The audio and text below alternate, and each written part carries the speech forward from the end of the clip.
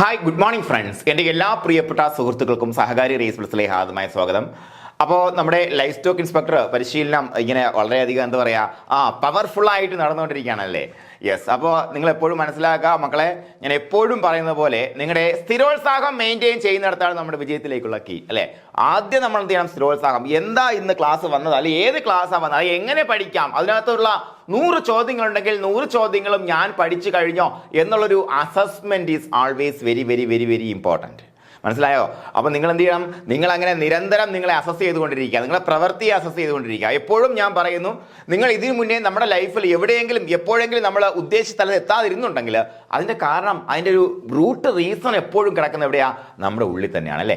ആ റീസണെ കണ്ടെത്തലാണ് വിജയത്തിലേക്കുള്ള ഏറ്റവും ആദ്യത്തെ കീ എന്ന് പറയുമ്പോഴത്തേക്ക്. ആ റീസൺ എന്താണെന്ന് കണ്ടെത്തുക.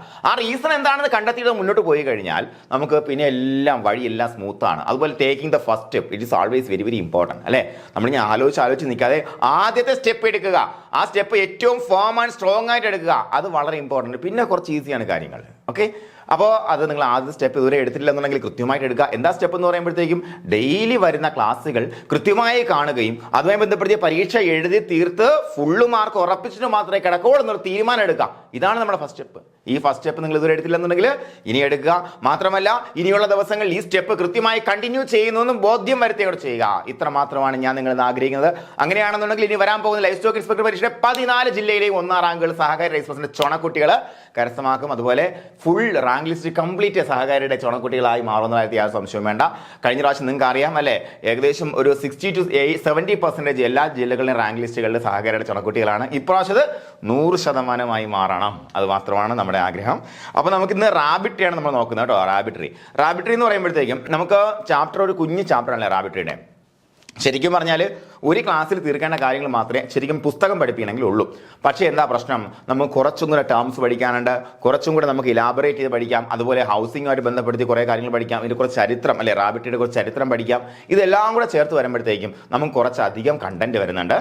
ഇതിന് മുന്നത്തെ റാബിറ്റിയുടെ ക്ലാസ് കണ്ട ആൾക്കാർ നിർബന്ധമായിട്ടും ഈ ക്ലാസ് അല്ലെങ്കിൽ നമ്മൾ മുമ്പേ എടുത്ത ക്ലാസ് കണ്ടു അത് ഓക്കെ ആണെന്ന് കരുതി ഇരിക്കരുത്. ഇതിൽ ഉറപ്പായിട്ടും കണ്ടന്റ് കൂടുതലുണ്ട്. അപ്പോൾ അത് നിങ്ങൾ എന്ത് ചെയ്യുക? ക്ലാസ് കാണുമ്പോഴത്തേക്കുള്ള ഏറ്റവും പ്രധാനപ്പെട്ട പ്രയോജനം എന്താണ്? പഠിച്ചു കഴിയുമല്ലേ നമ്മൾ.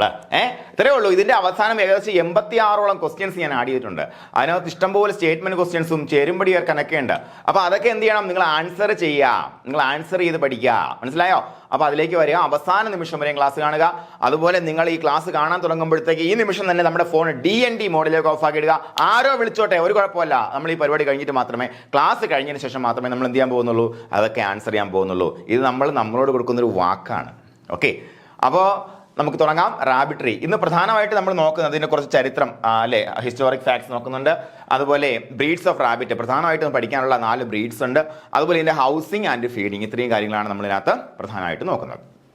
ആദ്യമായിട്ട് നമുക്ക് അറിയാലോ, നമ്മുടെ കഴിഞ്ഞ ഡിപ്പാർട്ട്മെന്റ് പരീക്ഷയ്ക്ക് മുന്നേ 2014 ശേഷം വന്ന 19 എന്തില്ല, നമുക്ക് റാബിറ്റിന്റെ സിലബസ് ഇല്ല അല്ലെ.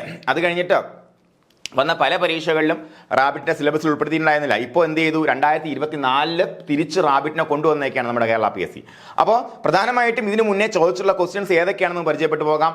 ഒന്ന് 2014 173/2014 ക്വസ്റ്റ്യൻ കീഴിൽ ചോദിച്ചാൽ young one of a rabbit is called അല്ലേ. Young one of rabbit is called നമുക്ക് എല്ലാവർക്കും അറിയുന്നുള്ള ഒരു വേർഡാണ്. കൃത്യമായിട്ട് റാബിന്റെ കോമൺ ടേംസ് പഠിച്ചിട്ടുണ്ടെങ്കിൽ നമുക്ക് കൃത്യമായിട്ട് എഴുതാൻ പറ്റും. പക്ഷേ കിഡെന്ന് കാണുമ്പോഴത്തേക്കും നമുക്ക് ചിലപ്പോൾ ഒരു സംശയം പഠിച്ചവനും പരീക്ഷാ ഹാളിൽ പോയിരിക്കുമ്പം ഉണ്ടാകാൻ സാധ്യതയുണ്ട്. ആ സംശയം ഒഴിവാക്കാൻ വേണ്ടി റിപ്പീറ്റഡ് പ്രാക്ടീസ് അല്ലാതെ വേറെ തരമില്ല. ഇനി നോക്കാം. അതുപോലെ റാബിറ്റ് ബ്രീഡ് റിയർഡ് ഫോർ വൂളിന് വേണ്ടി വളർത്തപ്പെടുന്ന റാബിറ്റ് ബ്രീഡ് ഏതാണെന്ന് ചോദിച്ചിട്ടുണ്ട്. ഇതെല്ലാം ഈ ക്ലാസ് നിങ്ങൾ കണ്ടു കഴിയുമ്പോഴത്തേക്കും കൃത്യമായിട്ട് നമുക്ക് അറിയാൻ പറ്റും. വളരെ വ്യക്തമായിട്ട് ഒരു സംശയമില്ലാതെ അറിയാൻ പറ്റും. പക്ഷേ അത് റിപ്പീറ്റ് ചെയ്ത് പ്രാക്ടീസ് ചെയ്താൽ മാത്രമേ അവസാനം നമുക്കിത് കൃത്യമായിട്ട് സിമ്പിളായിട്ട് കാണുമ്പോൾ തന്നെ ഇത്രയേ ഉള്ളൂ. മക്കളെ നന്നായിട്ട് പഠിച്ച ഒരാളിനെ സംബന്ധിച്ച് ചോദ്യം വായിക്കുമ്പോൾ തന്നെ ഉത്തരം മുമ്പിൽ ഇങ്ങനെ തിളങ്ങും. കഴിഞ്ഞ പ്രാവശ്യത്തെ പരീക്ഷ എഴുതിയ ഉദ്യോഗാർത്ഥികൾക്ക് അത് നന്നായിട്ട് വർക്ക് ചെയ്ത എല്ലാ പേർക്കും ഉത്തരങ്ങൾ ഇന്ന് തിളങ്ങിയിട്ടുണ്ട്. അത് കൃത്യമായിട്ട് അവർ ആൻസർ ചെയ്തിട്ടുണ്ട്. അതുപോലെ 2024 പുതുതായിട്ട് റാബിറ്റിനെ ഇൻട്രൊഡ്യൂസ് ചെയ്തപ്പോൾ 2 ക്വസ്റ്റ്യൻസ് ആണ് പ്രധാനമായിട്ട് വന്നത്. അതുമായി ബന്ധപ്പെടുത്തി അപ്പോൾ നമുക്ക് ഒന്ന് ബ്രീഡുമായി ബന്ധപ്പെടുത്തി എന്തായാലും ചോദ്യം പ്രതീക്ഷിക്കാം. അപ്പോൾ rabbit breed among the following is അല്ലെ, ഈ താഴെ തന്നിരിക്കുന്നതിൽ റാബിറ്റ് ബ്രീഡ് ഏതാണ് എന്നാണ് ചോദിച്ചിരിക്കുന്നത്. വളരെ സിമ്പിളായ ക്വസ്റ്റ്യൻ ആണ് അല്ലേ. സോവിയറ്റ് ചിഞ്ചില കാണുമ്പോഴത്തേക്കും പെട്ടെന്ന് ചിഞ്ചില റാബിറ്റ് ആണല്ലോ മാർക്ക് ചെയ്ത് പോയ അബദ്ധം ചിലപ്പോൾ പലർക്ക് സംഭവിച്ചിട്ടുണ്ട്. താഴോട്ട് വായിക്കാതെ മൊത്തം വായിക്കണം. Rabbit breed, grey giant, Angora. ഇത് കഴിഞ്ഞിട്ട് അങ്കോറ വായിക്കുമ്പോഴത്തേക്കും നമുക്ക് അങ്കോറ അറിയാം, പക്ഷേ അങ്കോറ നമുക്ക് ഗോട്ട് ഉണ്ടല്ലോ എന്ന് വിചാരിച്ചിട്ട് പെട്ടെന്ന് സോൾവ് മാർക്ക് ചെയ്ത ഒരാളുണ്ട്. ഓക്കെ, ശരിക്കും ഒന്നും കൂടെ ആ ക്വസ്റ്റ്യൻ കറക്റ്റായിട്ടൊന്ന് വായിച്ചു കഴിഞ്ഞാൽ, പൂർണ്ണമായിട്ടും ക്വസ്റ്റ്യൻ വായിച്ചു കഴിഞ്ഞാൽ ആൾ ഓഫ് ദ ആണ് നമുക്ക് മനസ്സിലാക്കാൻ പറ്റും. അല്ലെങ്കിൽ ഈ ആളിന് പോലും ആ തെറ്റ് സംഭവിക്കില്ലായിരുന്നു അല്ലേ. അപ്പോൾ വളരെ ഇമ്പോർട്ടൻ്റ് ആണ് ക്വസ്റ്റ്യൻസ് എങ്ങനെയാണ് നോക്കേണ്ടത്, ക്വസ്റ്റ്യൻസ് എങ്ങനെ ആൻസറിലേക്ക് നിങ്ങൾ കൊണ്ടുവരണം എന്നുള്ളതിനെക്കുറിച്ച് വ്യക്തമായ ധാരണ നിങ്ങൾക്ക് അവസാനം തരും. വളരെ വളരെ പ്രാധാന്യമായിട്ട് അവസാനം വരെ നമ്മൾ എന്ത് ചെയ്യുക, കണ്ടിരിക്കുക. ഓക്കെ അല്ലേ. അപ്പോൾ ഇത്രയാണ് ഇതുവരെ നമ്മുടെ റാബിറ്റുമായി ബന്ധപ്പെടുത്തി ഈ ക്ലാസ്, റാബിറ്റിൽ നിങ്ങൾ പഠിക്കാൻ പോകുന്ന ഏരിയയുമായി ബന്ധപ്പെടുത്തി ഇതുവരെ ചോദിച്ചിട്ടുള്ള ക്വസ്റ്റ്യൻസ്. ഓക്കെ, അപ്പോൾ ഏറ്റവും പ്രാധാന്യമായിട്ട് പഠിക്കുന്നതാണ് നമുക്ക് ബ്രീഡ് തന്നെയാണ് ഇവിടെ പഠിക്കേണ്ടത് കേട്ടോ. അതുപോലെ കോമൺ ടേംസ്, ഈ ഏരിയസ് മാത്രമേ ഇതുവരെ ചോദിച്ചിട്ടുള്ളൂ. പക്ഷേ ഫീഡിങ്ങും അതുപോലെ ഹൗസിംഗ് ഒക്കെ ഉറപ്പായിട്ടും ഇനി ചോദിക്കാൻ സാധ്യതയുള്ള മേഖലകളാണ്. ഹൗസിംഗിൽ നമ്മുടെ ഹ്യൂമിഡിറ്റി അങ്ങനെയുള്ള കാര്യങ്ങൾ നമ്മുടെ ടെക്സ്റ്റിലില്ല, പക്ഷേ നമ്മൾ എക്സ്ട്രാ പോയിന്റ്സ് ഇഷ്ടം പോലെ ആഡ് ചെയ്തിട്ടുണ്ട്. അപ്പോൾ നമുക്ക് കോമൺ ടേംസ് നോക്കാം. കോമൺ ടേംസ് കേൾക്കുമ്പോഴത്തേക്കും എന്താ, കിറ്റൺ എന്ന് പറഞ്ഞാൽ കാറ്റിൻ്റെ കുഞ്ഞിനെയാണ് കിറ്റൺ എന്ന് പറയാം. കിറ്റ് ഏറ്റവും ചെറുതല്ലേ. റാബിറ്റിൻ്റെ കുഞ്ഞെന്ന് പറഞ്ഞാൽ സത്യം പറഞ്ഞാൽ നിങ്ങൾ കണ്ടിട്ടുണ്ടാവും, ഒരു എലിക്കുഞ്ഞിനെ പോലെ ഇരിക്കും. കിറ്റ്, അതിനേക്കാൾ കുഞ്ഞ് പേര് അതിന് കൊടുക്കാനില്ല. കിറ്റ് ഒന്ന് ഉറക്കെ പറഞ്ഞേ. Young one of a rabbit whose eyes are not opened, കണ്ണ് തുറക്കാതെ ഇങ്ങനെ ഇരിക്കുന്ന എലിക്കുഞ്ഞ് പോലത്തെ റാബിറ്റാണ് കിറ്റ് എന്ന് വിളിക്കുക നമ്മൾ. ഓക്കെ, ഇനി കിറ്റ് മറക്കോ നമ്മൾ, കിറ്റ് മറക്കോ. നേരത്തെ ചോദിച്ച ക്വസ്റ്റിൻ്റെ ആൻസർ കിട്ടിയില്ലേ. Young one of a rabbit whose eyes are not opened, kit. Okay, kit. രണ്ടാമത്തത് എന്താ, fryer. Young rabbit which has attain the marketable weight. നമുക്കറിയാം റാബിറ്റ് എന്ന് പറയാൻ പ്രധാനമായിട്ടും എന്തിനാണ്, മീറ്റ് പർപ്പസിനും അതുപോലെ വൂൾ പർപ്പസിനും വേണ്ടി വളർത്തുന്ന ഒരു അനിമലാണ്. റാബിറ്റിന്റെ മീറ്റിന്റെ പ്രധാനപ്പെട്ട അഡ്വാൻറ്റേജ്, പഴയ ടെക്സ്റ്റിലുള്ള ഒരു അഡ്വാൻറ്റേജ് പറയുന്നത് വെച്ചാൽ ഇതാണ്, no religious taboos against rabbit meat എന്ന് പറയുന്നുണ്ട്. അത് വളരെ ഇമ്പോർട്ടൻ്റ് ആയിട്ട് നമുക്ക് പണ്ടേ പറഞ്ഞു വരുന്നത്, പക്ഷേ ഇപ്പോഴത്തെ ടെക്സ്റ്റിൽ അതൊന്നും ഇല്ല. എന്തായാലും no religious taboos against rabbit meat. കാരണം എന്താ, ഇക്കാലത്തും ഉണ്ടല്ലേ, അതാണ് നമ്മുടെ കൗമീറ്റ് അല്ലെങ്കിൽ ബീഫ് എന്ന് പറയുമ്പോഴത്തേക്കും അത് കൗമീറ്റ് ആണോ തിരിച്ചറിയാൻ പറ്റാത്തതുകൊണ്ട് തന്നെ ചില സ്ഥലങ്ങളിൽ ഈ സാധനം പോത്തിറച്ചി പോലും ആൾക്കാർ കഴിക്കാറില്ല. അപ്പോൾ അവിടെ എല്ലാം ഈ മീറ്റിന് റിലീജിയസ് ടാബൂസ് ബാധകമാണ്.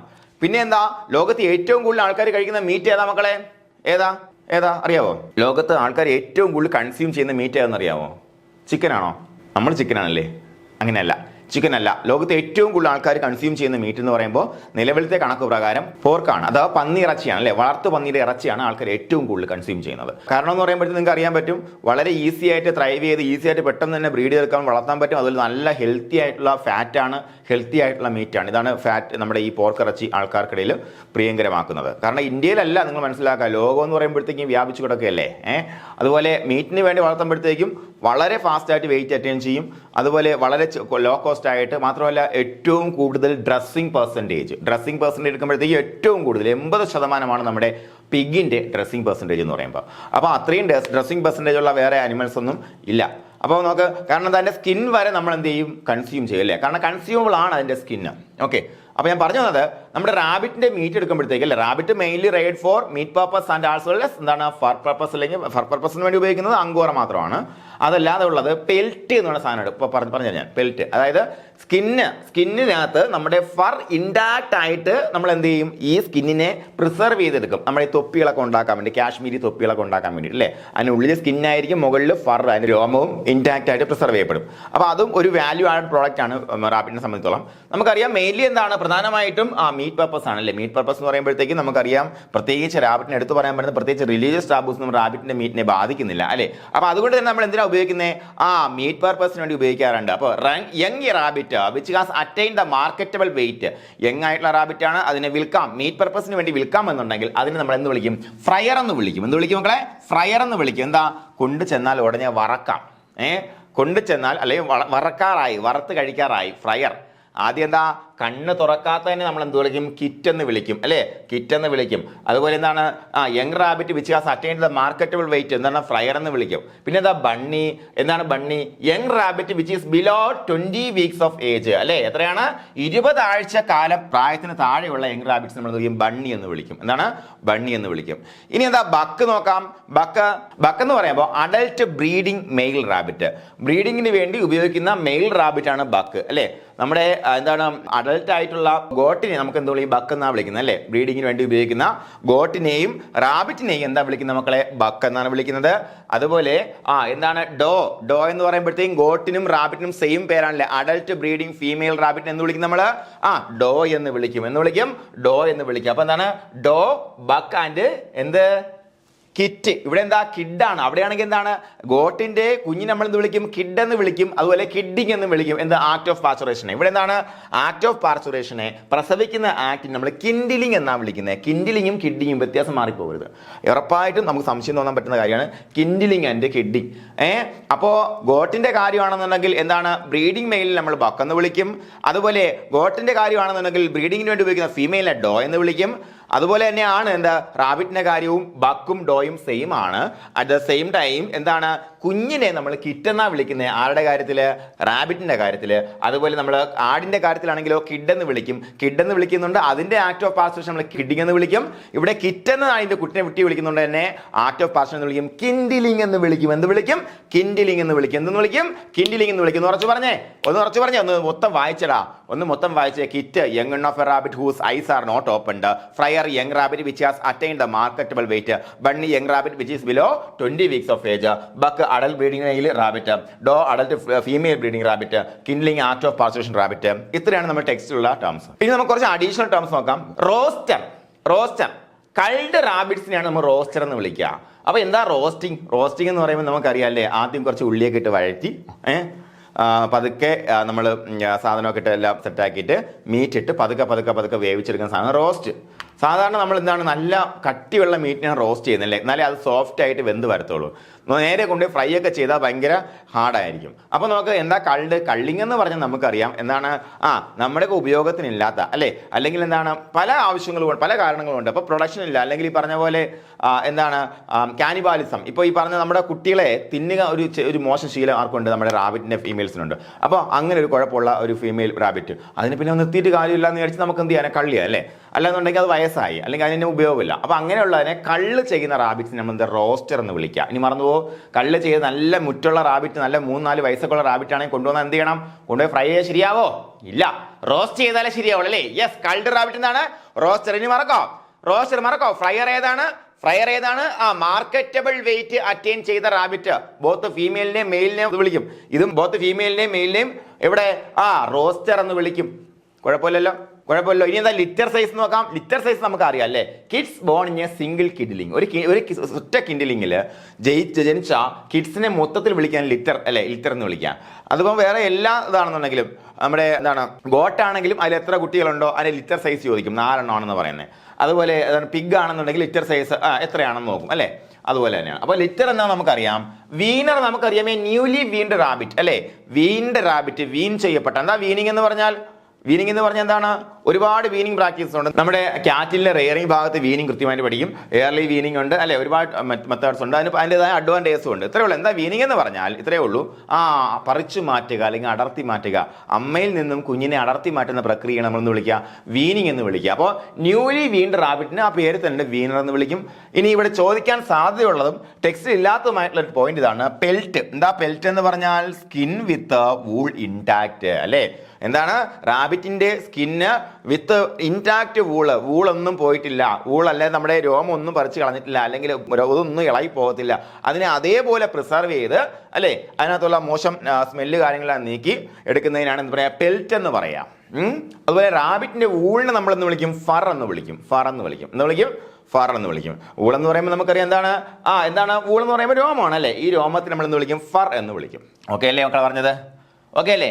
ഇനി മറക്കോ ഇവിടെ കൺഫ്യൂഷൻ വരാൻ സാധ്യതയുള്ള കാര്യങ്ങൾ ഞാൻ പറഞ്ഞുതരാം. ഏതൊക്കെയാണ്? കിറ്റ് സംശയം വരില്ല, ഫ്രയറും റോസ്റ്ററും തമ്മിൽ സംശയം വരും. ഇനി തെറ്റില്ല നിങ്ങൾക്ക്, ഫ്രയർ എന്താണെന്ന് റോസ്റ്റർ എന്താണെന്ന് എന്തുകൊണ്ട് അങ്ങനെ പറയുന്നു എന്നും കണക്ട് ചെയ്ത് പറഞ്ഞു തന്നിട്ടുണ്ട്. ഇനി ബണ്ണി എന്ന് പറയുമ്പോഴത്തേക്കും ഈ fryer roaster bunny age group ഇവിടെ 20 വീക്ക് ഏജ് പറയുന്ന ബണ്ണിക്ക് മാത്രമേ ഉള്ളൂ.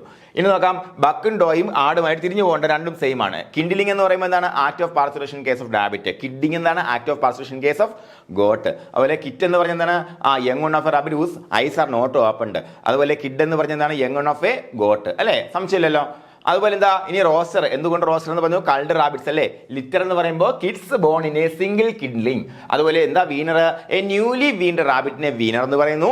ഫർ എന്ന് പറഞ്ഞാൽ വൂളിന് അല്ലേ, റാബിറ്റിന്റെ വൂളിന് പറയുന്ന പേരാണ് ഫർ. അതുപോലെ എന്താ പെൽറ്റ് എന്ന് പറയുമ്പോൾ skin with wool intact wool അല്ലെ.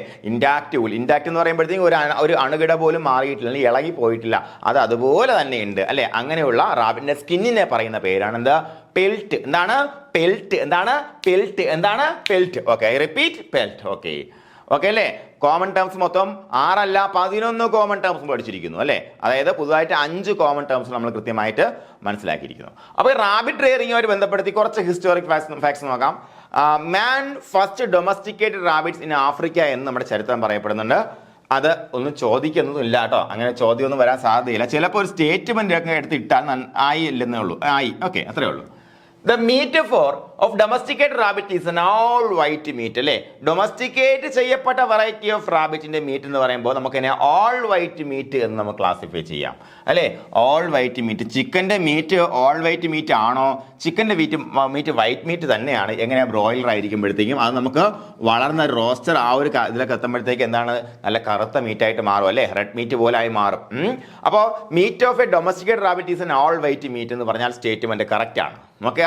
അതുപോലെ the rabbit is the only farm animal that will produce 10 to 15 times and more its own weight in a year. ഒരു വർഷക്കാലയളവ് നമ്മൾ എടുത്തു കഴിഞ്ഞാൽ അതിന്റെ വെയിറ്റിന്റെ 10 മുതൽ 15 ടൈംസ് പ്രൊഡ്യൂസ് ചെയ്യാനുള്ള ശേഷിയുള്ള ഒരേ ഒരു ഫാം അനിമൽ ആരാണ് മക്കളെ?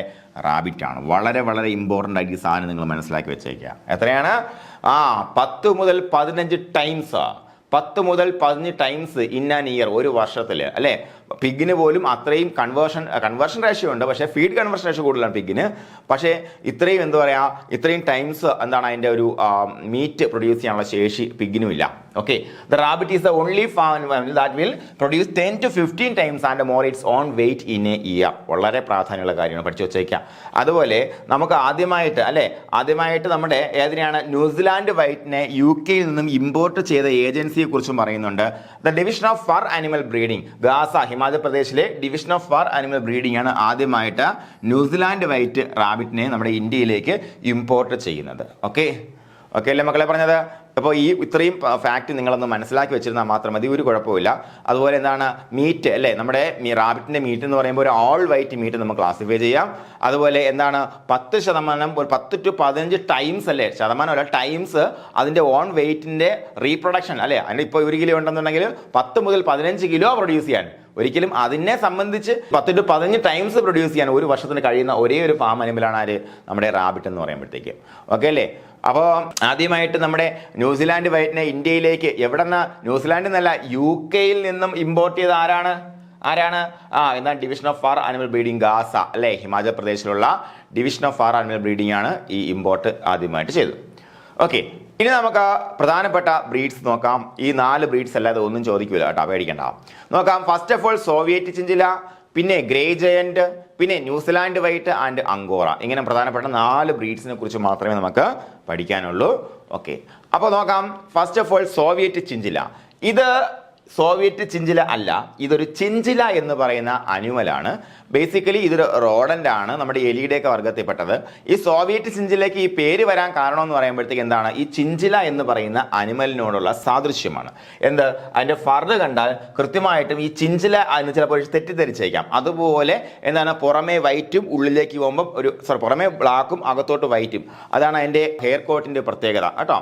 അപ്പൊ അതുകൊണ്ടാണ് അതിന് സോവിയറ്റ് ചിഞ്ചില എന്ന് പേര് വന്നത്. ശ്രദ്ധിക്കുക, സോവിയറ്റ് ആ പേര് തന്നെ. The breed was evolved in USSR അല്ലെ. USSRലാണ് നമ്മുടെ അല്ലെ യുണൈറ്റഡ് സ്റ്റേറ്റ്സ് ഓഫ് റഷ്യ. അതുകൊണ്ടാണ് സോവിയറ്റ് യൂണിയൻ അല്ലെ. അതുകൊണ്ട് സോവിയറ്റ് ചിഞ്ചില എന്ന് പറയുന്നത്. അഡൽട്ടിന്റെ വെയിറ്റ് നോക്കി വെച്ചേക്കാം, 4.5 മുതൽ 5 കിലോഗ്രാം ആണ് അഡൽട്ട് വെയിറ്റ്. ചോദിക്കുമെന്ന് വലിയ നിർബന്ധമൊന്നുമില്ല, എന്നാൽ കൂടിയും ചോദിച്ച് കൂടായികയുമില്ല.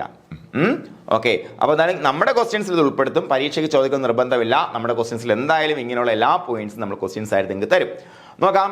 Though this breed is reared for meat, its fur is a fancy in fur crafts അല്ലേ. ഇത് പ്രധാനമായിട്ടും മീറ്റിന് വേണ്ടിയാണ് റെയർ ചെയ്യപ്പെടുന്നുണ്ടെങ്കിൽ കൂടിയും അതിന്റെ ഫർ ആവട്ടെ അതുപോലെ പെൽറ്റ് ആവട്ടെ ഫാൻസി ഫർ ക്രാഫ്റ്റ്സിൽ വളരെയധികം യൂസ് ചെയ്യാറുണ്ട്. ഓക്കെ, ഇതാണ് സോവിയറ്റ് യൂണിയനിലേക്ക് ഇത്രയേ പറയുന്നുള്ളൂ ടെക്സ്റ്റിൽ, വളരെ കുറച്ച് മാത്രമേ പറയുന്നുള്ളൂ.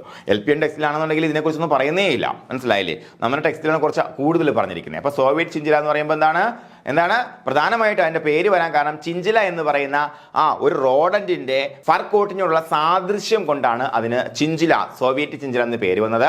ഇത് USSRലാണ് ഇവോൾവ് ചെയ്ത് വന്നത്. ചോദിക്കാൻ പറ്റുന്ന ക്വസ്റ്റ്യൻ ഇതാണ്. ഇതാണ് സിമ്പിൾ ആയിട്ട് ഡയറക്റ്റ് ഇതുവരെ വന്ന ചോദ്യങ്ങളുടെ പാറ്റേൺ പരിശോധിച്ചാൽ ചോദിക്കാൻ പറ്റുന്ന ക്വസ്റ്റ്യൻ ഇതാണ്. സോവിയറ്റ് ചിഞ്ചില എവിടെ നിന്നാണ് വന്നത്, അല്ലേ? അതാണ് ചോദിക്കാൻ കൊള്ളുന്ന ക്വസ്റ്റ്യൻ. ബാക്കി നമുക്ക് ഇനി ചോദിക്കാനുള്ള ക്വസ്റ്റ്യൻ അത് കഴിഞ്ഞിട്ട് നമ്മൾ ചോദിക്കുന്ന ക്വസ്റ്റ്യൻ ഏതൊക്കെയാ? അഡൽറ്റിന്റെ വെയിറ്റ് എത്രയാണ്, അതുപോലെ എന്തൊക്കെയാണ്. ഇതൊരു സ്റ്റേറ്റ്മെന്റ് ആക്കി നമ്മൾ ഇപ്പോൾ though this breed is raised for meat, its fur is a fancy in fur craft. Okay, ഇനി നമുക്ക് നോക്കാം ഗ്രേ ജെയിന്റ്. സോവിയറ്റ് ചിഞ്ചിലയും ഗ്രേ ജെയിന്റും തമ്മിൽ നിങ്ങൾ മാറിപ്പോകേണ്ട ആവശ്യമില്ല. കാരണം എന്താ, അതിന്റെ കളറിൽ അതേപോലെ തന്നെ വ്യത്യാസം ഉണ്ടല്ലേ. ഒരിക്കലും നിങ്ങൾ മാറിപ്പോകേണ്ട ആവശ്യമില്ല. അത്ര കണ്ട് ഭംഗിയൊന്നും ഗ്രേ ജെയിന്റിന് ഇല്ല. അപ്പൊ നമുക്ക് നോക്കാം ഗ്രേ ജെയിന്റ് അല്ലേ. This breed is also A native of USSR അല്ലേ.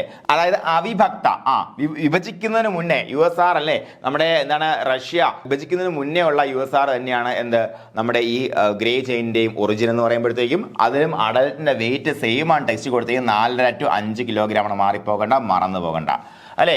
നോക്കാം, വളരെ ഇമ്പോർട്ടന്റ് ആയിട്ട് പറയാം. Due to the resemblance of its fur with that of hare it is often mistaken as hare. എന്താ ഹെയർ എന്ന് പറഞ്ഞാൽ? എന്താണ് ഹെയർ എന്ന് പറഞ്ഞാൽ? റാബിറ്റ് അല്ല. നമ്മൾ നാട്ടില് ചെവിയൻ എന്ന് വിളിക്കുന്ന ഒരു അനിമൽ ഉണ്ട്, ചെവിയൻ. റാബിറ്റിനെ സംബന്ധിച്ച് ഒരുപാട് വ്യത്യാസമുണ്ട്. ചെവിയൻ എന്ന് പറയുമ്പോഴത്തേക്കും നമ്മൾ ഈ കാട്ടുമുയൽ എന്ന് വിളിക്കും, ചെവിയൻ എന്ന് വിളിക്കും.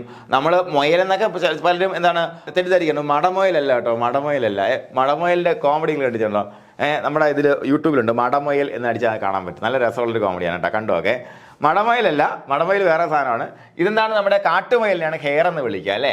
ഹെയർ എന്ന് വിളിക്കുക എന്താണ്, കാട്ടുമുയലിനെയാണ് ഹെയർ എന്ന് വിളിക്കുക. അപ്പോൾ എന്താണ്, ഹെയറിന്റെ HAIR അല്ല, ഹെയറിനോട് കാണുമ്പോഴത്തേക്കുള്ള റിസംബ്ലൻസ് മൂലം ഹെയർ ആണെന്ന്, അല്ലെങ്കിൽ due to the resemblance of its fur with that of hare dash breed is often mistaken as hare എന്ന് ചോദിച്ചാൽ അതിന്റെ ഉത്തരം വേറൊന്നുമല്ല, ഗ്രേ ജയന്റ് ആണ്. ഗ്രേ ജയന്റ് ആണ്. മറന്നു പോകല്ലേ കേട്ടോ, ചോദിക്കാൻ കൊള്ളാവുന്ന നല്ല സൂപ്പർ ചോദ്യമാണിത്. ഇത് ചോദ്യമാണ്, ചോദ്യം കണ്ടല്ലോ നിങ്ങൾ. നോക്കാം. അതുപോലെ it is also raised for meat and fur skin. ഇതും നേരത്തെ കണ്ട സോവിയറ്റ് ചിഞ്ചിലയെ പോലെ തന്നെ മീറ്റിനും ഫർ സ്കിന്നിനും വേണ്ടി വളർത്തപ്പെടുന്നു. കുഴപ്പമൊന്നുമില്ല. ഓക്കെയാണ്. ഇവിടെ ചോദിക്കാൻ പറ്റുന്ന ചോദ്യം കിടപ്പുണ്ട്. ഒന്ന് ഏതൊക്കെയാണ്? ഏറ്റവും സിമ്പിൾ ആയിട്ട് ചോദിക്കാൻ പറ്റുന്നത് ഗ്രേ ജയന്റ് അതിന്റെ ഒറിജിൻ എവിടെയാണ്? ഏതാണ്? USSR ആണ് അല്ലേ. USSR ആണ്. വിഭജിക്കുന്നതിന് മുന്നേ ഉള്ള USSR ആണ് ഗ്രേ ജയന്റ് ഒറിജിൻ. അതുപോലെ അത് കഴിഞ്ഞിട്ട് ഏറ്റവും ഇമ്പോർട്ടൻ്റ് ചോദിക്കാനുള്ള സാധ്യത due to the resemblance of its fur with that of the hare dash is often mistaken as hare എന്ന് ചോദിക്കാം. ഏതാണ്? Grey giant. ഇത് 1ാം നമ്പർ ഇമ്പോർട്ടന്റ്, ഇത് 2ാം നമ്പർ ഇമ്പോർട്ടന്റ്, പിന്നെ 3ാം നമ്പർ ഇമ്പോർട്ടന്റ്, ഇത് പിന്നെ 4ാം നമ്പർ ഇമ്പോർട്ടൻസ് ഇതിനെ വരുന്നുള്ളൂ എന്നല്ലേ. It is also raised for meat and fur skin. Okay അല്ലേ. സിമ്പിൾ ആയിട്ടുള്ള കാര്യമല്ലേ മക്കളെ. ഒരു തവണ കേട്ടിട്ട് പരീക്ഷ 2, 3, 4 തവണ ഇങ്ങനെ റിപ്പീറ്റ് ചെയ്ത് ആൻസർ ചെയ്യുമ്പോഴത്തേക്കും ഇതിങ്ങനെ നമ്മുടെ മനസ്സിൽ തിളങ്ങി നിൽക്കും കേട്ടാ. ഓക്കെ, അപ്പോൾ അടുത്ത ബ്രീഡ് നമുക്ക് നോക്കാം. ന്യൂസിലാൻഡ് വൈറ്റ് അല്ലേ. ന്യൂസിലാൻഡ് വൈറ്റ് ഈ പേര് തന്നെ കാണുമ്പോഴത്തേക്കും വ്യക്തമായിട്ട് നമുക്ക് മനസ്സിലാക്കാൻ പറ്റും, വൈറ്റ്. അപ്പൊ ഇവിടുത്തെ പ്രധാനപ്പെട്ട ചോദ്യം നിങ്ങൾ മനസ്സിലാക്കാം മക്കളെ. ഒന്ന് എന്താണ്, ഇതിന്റെ ഇവോൾവ് ചെയ്ത സ്ഥലം അല്ലെ. കാരണം എന്താ, ഇംഗ്ലണ്ട് അല്ലെങ്കിൽ അമേരിക്ക, കാലിഫോർണിയ ആണ്. ന്യൂസിലാൻഡ് എന്ന് പറയുമ്പോഴത്തേക്കും ഈ ക്ലാസ് കൃത്യമായിട്ട് കാണാത്ത ഒരാളെ സംബന്ധിച്ചിടത്തോളം എന്ത് സംഭവിക്കാൻ സാധ്യതയുണ്ട്? കൺഫ്യൂഷൻ വരാൻ സാധ്യതയുണ്ട്. ന്യൂസിലാൻഡ് വൈറ്റിന്റെ ഒറിജിൻ എവിടെയെന്ന് ചോദിച്ചിട്ട് താഴെ ന്യൂസിലാൻഡ് ഇടുമ്പോഴത്തേക്കും നമുക്ക് ഇത്ര പഠിച്ചിട്ട് പോയാലും അയ്യോ ന്യൂസിലാൻഡ് ആന്നോ ഒരു സംശയം നമുക്ക് ഉണ്ടാകാൻ സാധ്യതയുണ്ട് അല്ലേ. അപ്പൊ അങ്ങനെ ഒരു സംശയവും വേണ്ട മക്കളെ. ന്യൂസിലാൻഡ് വൈറ്റിന്റെ ഒറിജിൻ എവിടെയാണ്? ഇംഗ്ലണ്ട്. അതുപോലെ അമേരിക്കയിലാണെന്നുണ്ടെങ്കിൽ കാലിഫോർണിയ ആണ് അല്ലെ. 2 സ്ഥലത്താണ് ഇതിന്റെ എവല്യൂഷൻ നടന്നിട്ടുള്ളത്. കൃത്യമായിട്ട് പഠിച്ചു വെച്ചേക്കാം. ഉറപ്പായിട്ട് ഇപ്രാവശ്യം ചോദിക്കാൻ സാധ്യതയുള്ള ഒരു ചോദ്യമാണ്. അതിന്റെ ഇമ്പോർട്ടൻസ് വൈസ് നോക്കുമ്പോഴത്തേക്ക് നമ്മൾ പ്രീവിയസ് ക്വസ്റ്റിന്റെ പാറ്റേൺ നോക്കുമ്പോൾ ഇതാണ് ഇതിൽ ഏറ്റവും ഇമ്പോർട്ടന്റ് ആയിട്ടുള്ള ചോദ്യം. എന്താണ് ഏറ്റവും ഇമ്പോർട്ടന്റ് ആയിട്ടുള്ള ചോദ്യം? ഏതാണ് മക്കളെ? ന്യൂസിലാൻഡ് വൈറ്റ് ഇവോൾവ് ചെയ്തത് എവിടെ, അല്ലെങ്കിൽ ഒറിജിൻ എവിടെയാണെന്ന് ചോദിച്ചു കഴിഞ്ഞാൽ. പിന്നെ മറ്റൊരു ക്വസ്റ്റ്യൻ ഉണ്ട്, വളരെ ഇമ്പോർട്ടന്റ് ആണ്. It is an albino animal അല്ലെ. ഇതൊരു ആൽബിനോ അനിമൽ ആണ്. വൈറ്റ് എന്ന പേര് കേൾക്കുമ്പോൾ തന്നെ എന്താണ്, സാധാരണ വൈറ്റ് അല്ല, മെലാനിൻ ഇല്ലാത്ത അനിമൽ. അതിന്റെ കണ്ണ് കണ്ടാൽ തന്നെ അറിയാം എങ്ങനെ നല്ല ചുവന്ന കളറാണ്. അല്ലേ? എന്താണ് കറുപ്പ് നിറം ഇല്ലാത്തത് കൊണ്ട് തന്നെ അതിനെന്താണ് മെലാനിൻ ഇല്ല, അതാണ് പ്രത്യേകത. എന്താണ് ആബ്സെൻസ് ഓഫ് മെലാനിൻ പിഗ്മെന്റ് അല്ലേ? കൃത്യമായിട്ട് ചോദിക്കാൻ കൊള്ളാവുന്ന ചോദ്യമാണ് എന്ത്? Albino. Which one of the following breed is considered as an albino animal എന്ന് ചോദിച്ചാൽ അതിന്റെ ഉത്തരം മറ്റൊന്നുമല്ല മക്കളെ, ഏതാണ്? ന്യൂസിലാൻഡ് വെയിറ്റ് ആണ്, മറന്നു പോകണ്ട. ന്യൂസിലാൻഡ് വെയിറ്റ് ആണ്. ഇനി നമുക്ക് അഡൽട്ട് വെയിറ്റ് നോക്കാം. അഡൽട്ട് വെയിറ്റ് ഏകദേശം 4.5 to 5 കിലോഗ്രാം തന്നെയാണ്. അതുപോലെ meat and fur skins are the main products. മറ്റെല്ലാതിനെയും പോലെ തന്നെ മീറ്റും ഫർ സ്കിന്നും ആണ് പ്രധാനപ്പെട്ട പ്രോഡക്റ്റ്. അപ്പോൾ ഇതിന്റെ യൂസേജ് എന്തായാലും ന്യൂസിലാൻഡ് വൈറ്റിനോ അല്ലെങ്കിൽ എന്താണ് ഗ്രേ ജയന്റിനോ അല്ലെങ്കിൽ അതാണ് സോവിയറ്റ് ചിഞ്ചിലേക്ക് യൂസേജ് ചോദിക്കില്ല. കാര്യം എന്താ? മീറ്റ് ആൻഡ് ഫർ സ്കിൻ ആണ് മെയിൻ പ്രൊഡക്ട്സ് ഓഫ് എല്ലാം അല്ലേ? എല്ലാത്തിന്റെയും ഫർ സ്കിന്നും ഉപയോഗിക്കാറുണ്ട്, പെൽറ്റ് ഉപയോഗിക്കാറുണ്ട്, മീറ്റ് നമ്മൾ യൂസ് ചെയ്യാറുണ്ട്. അഡൽട്ട് വെയിറ്റ് എല്ലാം ഏകദേശം കോമൺ ആയിട്ടാണ് പുസ്തകത്തിൽ കൊടുത്തിരിക്കുന്നത്. ഓക്കെ, അപ്പൊ ഏറ്റവും ഇമ്പോർട്ടന്റ് ക്വസ്റ്റ്യൻ ഏതാണ് ഇവിടെ? ഇമ്പോർട്ടൻസ് വെച്ച് നോക്കുമ്പോഴത്തേക്കും ഇംഗ്ലണ്ട് ആൻഡ് അല്ലെങ്കിൽ അമേരിക്കയിലെ കാലിഫോർണിയ അല്ലേ? Importance number 1. 2 എന്ന് പറയുമ്പോഴത്തേക്ക് എന്താണ്? Albino animal, importance number 2. അതുകൊണ്ട് തന്നെ കണ്ണ് ചുവന്ന് കാണപ്പെടുന്ന അനിമൽ എന്ന് വെച്ചാൽ അതെന്താണ്? ഇമ്പോർട്ടൻസ് നമ്പർ 3 അല്ലേ? യെസ്, അങ്ങനെയാണ് ഇതിന്റെ ഇമ്പോർട്ടൻസ് വരുന്നത്. ഓക്കെ ആണ് പറഞ്ഞത്? ഓക്കെ അല്ലേ? മറന്നു പോകില്ല, മാറിപ്പോകില്ല, എനിക്ക് നല്ല ഉറപ്പുണ്ട്. ഇനി നമുക്ക് നോക്കാം അങ്കോറ ബ്രീഡ്. അങ്കോറ ബ്രീഡ് എന്ന് പറയുമ്പോഴത്തേക്ക് ആ പേര് തന്നെ ഉണ്ടല്ലേ, അല്ലെങ്കിൽ നമുക്ക് ഇഷ്ടം പോലെ നമ്മൾ പണ്ട് തൊട്ടേ കേട്ടിട്ടുണ്ട്, കണ്ടിട്ടുണ്ട്. ഒരു പഞ്ഞിക്കെട്ട് പോലെ ഇരിക്കുന്ന ബ്രീഡാണ്. എന്തിനു വേണ്ടിയിട്ട്? ഫർ സ്കിൻ അല്ല മക്കളെ, വൂളിന് വേണ്ടിയിട്ട്. എന്താണ്? വൂളിന് വേണ്ടിയിട്ട്. പെൽറ്റ് അല്ല ഇതിന്റെ മെയിൻ പ്രൊഡക്റ്റ്. വൂളിന് വേണ്ടി പ്രധാനമായിട്ട് വളർത്തുന്ന സ്പീഷീസ് ഏതാണ്? ഷീപ്പാണ് അല്ലേ? ഷീപ്പിന് നമ്മൾ പ്രധാനമായിട്ട് വളർത്തുന്നത് വൂളിന് വേണ്ടി തന്നെയാണ്, അത് നമുക്കറിയാം. അതേപോലെ നമുക്ക് ഇവിടെ നമ്മുടെ റാബിറ്റ് എടുക്കുമ്പോഴത്തേക്കും വൂളിന് വേണ്ടി ഒരൊറ്റ ബ്രീഡാണുള്ളത്, അതിന്റെ പേര് അങ്കോറ ആണ് അല്ലെ? Angora is a very ancient breed of small rabbit weighing around 3 kilograms. ഏകദേശം 3 കിലോഗ്രാം മാത്രമേ അതിന് ഭാരം വരുന്നുള്ളൂ. പക്ഷേ നോക്ക്, it is a wool type rabbit with fur അല്ലെ? വൈറ്റ് ഫർ ഉള്ള ഒരു വൂൾ ടൈപ്പ് റാബിറ്റ് ആണ്. ഇത് നേരത്തെ ചോദിച്ചിട്ടുണ്ട്, പ്രീവിയസ് ഇയർ ക്വസ്റ്റ്യൻ ആണ്, കൃത്യമായിട്ട് മനസ്സിലാക്കി വെച്ചേക്കണം നമ്മൾ. അങ്കോറ അങ്കോറ അങ്കോറ എന്ന പേര് കേൾക്കുമ്പോൾ തന്നെ ഇങ്ങനെയുള്ള ഒരു പഞ്ഞിക്കെട്ടായിട്ടുള്ള ഒരു ബണ്ണിയെ നമ്മുടെ മനസ്സിലേക്ക് കൊണ്ടുവരണം അല്ലെ? എന്താ? വൂൾ ടൈപ്പ് റാബിറ്റ് ആണ്. Wool type rabbit. Annual wool yield നോക്കാം, ഏകദേശം 300 to 1 കിലോഗ്രാം വരെ, ഏകദേശം 3 മുതൽ 4 ക്ലിപ്പിംഗിൽ 300 ഗ്രാം മുതൽ 1000 ഗ്രാം വരെയാണ് ഏകദേശം ഒരു വർഷം കൊണ്ട് ഒരു റാബിറ്റിന് നമുക്ക് കിട്ടുന്നത്. വളരെ ഹൈലി നല്ല വിലയുള്ള ഊളാണ് നമ്മുടെ അങ്കോറയുടെ ഊൾ എന്ന് പറയുമ്പോൾ. അത്രയും ഫൈൻ ആയിട്ടുള്ള സിൽക്കി ആയിട്ടുള്ള ഊളാണ് എന്താ? അങ്കോറയുടെ ഊള് കേട്ടോ. ഓക്കെ അല്ലേ? അപ്പൊ എന്താ പഠിക്കേണ്ടത്? അങ്കോറയുടെ ഒറിജിൻ ഒന്നും പറഞ്ഞില്ല, കാരണം ഒരുപാട് സ്ഥലങ്ങളിൽ ഇതിന്റെ ഒറിജിൻ പറയപ്പെടുന്നുണ്ട് കേട്ടോ. നോക്കാം. Angora is a very ancient breed of small rabbit weighing around 3 kilograms. Wool type rabbit. Importance വെച്ച് അളക്കുമ്പോഴത്തേക്കും ഇതിന് മുന്നേ ചോദ്യം ഇതാണ്, ഇമ്പോർട്ടൻറ്റ് നമ്പർ 1 അല്ലേ? 1. അതുപോലെ ഇനി ഇമ്പോർട്ടൻറ്റ് നമ്പർ 2 എന്താണ്? ഇതാണ്. അപ്പൊ ഇതാണ് 2 ഇമ്പോർട്ടൻ്റ് ആയിട്ടുള്ള പോയിന്റ്സ് അങ്കോറയായിട്ട് ബന്ധപ്പെടുത്തി. ഓക്കെ അല്ലേ? പ്രധാനപ്പെട്ട 4 ബ്രീഡ് കഴിഞ്ഞില്ലേ മക്കളെ? കഴിഞ്ഞു. ഇനി നമുക്ക് ഹൗസിംഗ് സിസ്റ്റംസ് നോക്കാം. ഹൗസിംഗ് സിസ്റ്റം നോക്കാം. നമ്മുടെ ടെക്സ്റ്റിൽ വളരെ കുറച്ച് കാര്യങ്ങൾ മാത്രമേ ഹൗസിംഗ് സിസ്റ്റമായിട്ട് ബന്ധപ്പെടുത്തി, നമ്മുടെ ഹൗസിംഗ് സിസ്റ്റം ആക്ച്വലി നമ്മുടെ കേജുമായിട്ട് ബന്ധപ്പെടുത്തി പറയുന്നുള്ളൂ. അപ്പോൾ LPM ടെക്സ്റ്റ് എടുത്ത് കഴിഞ്ഞാൽ നമുക്ക് ഹൗസിംഗ് സിസ്റ്റം എങ്ങനെയാണ്, അല്ലെങ്കിൽ നമ്മുടെ ഒരു ഷെഡ് എങ്ങനെയായിരിക്കണം എന്നെ കുറിച്ച് വ്യക്തമായ ധാരണ അതിൽ തരുന്നുണ്ട്. നോക്കാം. When we are constructing a shed for rabbits, atmospheric temperature, humidity, ventilation and lighting are the most to be taken care of. ഏറ്റവും ശ്രദ്ധിക്കേണ്ട കാര്യങ്ങൾ എന്തൊക്കെയാണ്? അറ്റ്മോസ്ഫിയറിക് ടെമ്പറേച്ചർ അല്ലേ? നമ്മൾ റാബിറ്റിന്റെ ഹൗസിംഗ് എടുക്കുമ്പോഴത്തേക്ക് അവിടുത്തെ ടെമ്പറേച്ചർ ഭയങ്കര ഹെവി ആയിട്ടുള്ള ഒരു 30+ ഉള്ള ടെമ്പറേച്ചർ ഒന്ന് ത്രൈവ് ചെയ്യാൻ സാധ്യത കുറവാണ്. അതുപോലെ ഹ്യൂമിഡിറ്റി എന്ന് പറഞ്ഞാൽ ആപേക്ഷിക ആർദ്രത അല്ലേ? നമ്മുടെ അന്തരീക്ഷത്തിലുള്ള ആർദ്രത. അതുപോലെ വെന്റിലേഷൻ എന്ന് പറയുമ്പോൾ എന്താണ്? നമുക്ക് എത്രത്തോളം എന്താണ് അതിനകത്തുള്ള സ്റ്റെയിൽ എയറിനെ പുറത്തേക്ക് കൊണ്ടുപോകണം അല്ലേ? മോശം എയർ അതിനകത്ത് ഉണ്ടാവാൻ സാധ്യതയുണ്ട്, അതിനെ ഉറപ്പായിട്ടും പുറത്തേക്ക് കൊണ്ടുപോകണം. അതുപോലെ ലൈറ്റിംഗ്. ഇത്രയും കാര്യങ്ങളാണ് നമ്മൾ ഏറ്റവും അറ്റ്മോസ്റ്റ് കെയറിൽ എടുക്കേണ്ട ഒരു ഹൗസിങ്ങിനെ കുറിച്ച് പറയുമ്പോഴത്തേക്കും. നോക്കൂ. A shed with 4.2 meter central height and 3 meter side height and monkey roof is most ideal one.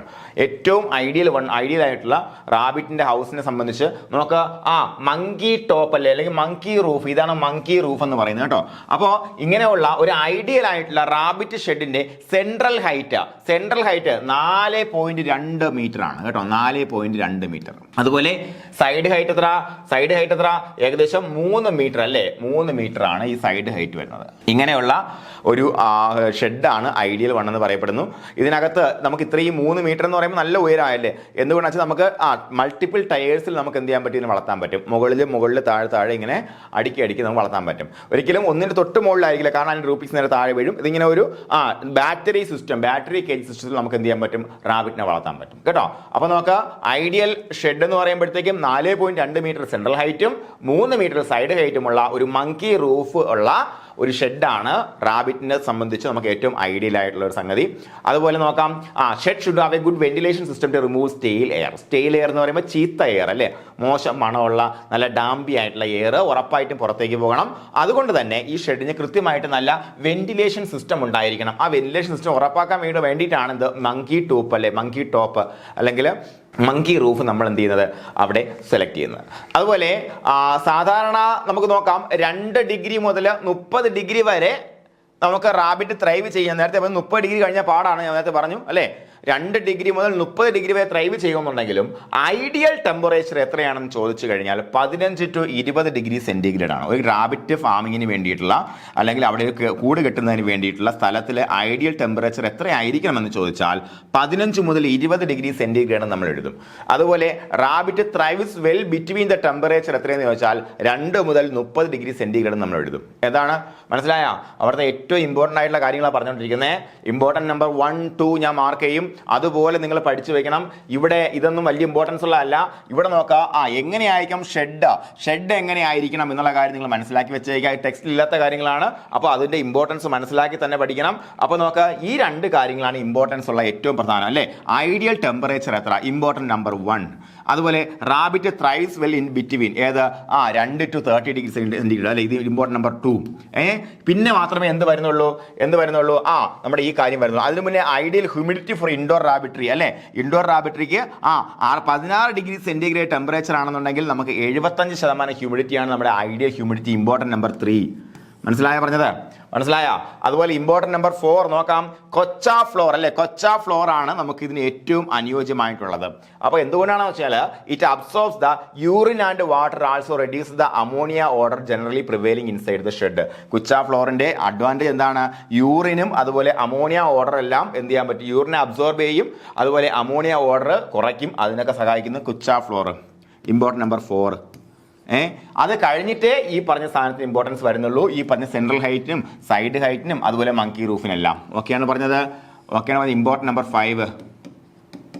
എല്ലാം ചോദ്യങ്ങളാട്ടോ, എല്ലാം ചോദ്യങ്ങളാ. ഒരുപക്ഷെ LPM പഠിപ്പിക്കുന്ന സാറാണ് ക്വസ്റ്റ്യൻ ഇടുന്നുണ്ടെങ്കിൽ നമുക്ക് എന്ത് ചെയ്യുന്നു, ഇവന് പുസ്തകത്തിൽ ഇല്ലാതെ ഒരെണ്ണം ചോദിച്ചളയാം കഴിഞ്ഞ പ്രാവശ്യത്തെ പോലെ എന്ന് കരുതി LPM ബുക്ക് എടുത്ത് ചോദിക്കുകയാണെന്നുണ്ടെങ്കിൽ ചോദിക്കാൻ പറ്റിയ കാര്യങ്ങൾ എഴുതിയിരിക്കുന്നേ. എന്താ കൊച്ച ഫ്ലോറിന്റെ അഡ്വാൻറ്റേജ്? അത് എന്തുകൊണ്ടാണ് പ്രിഫർ ചെയ്യുന്നത്?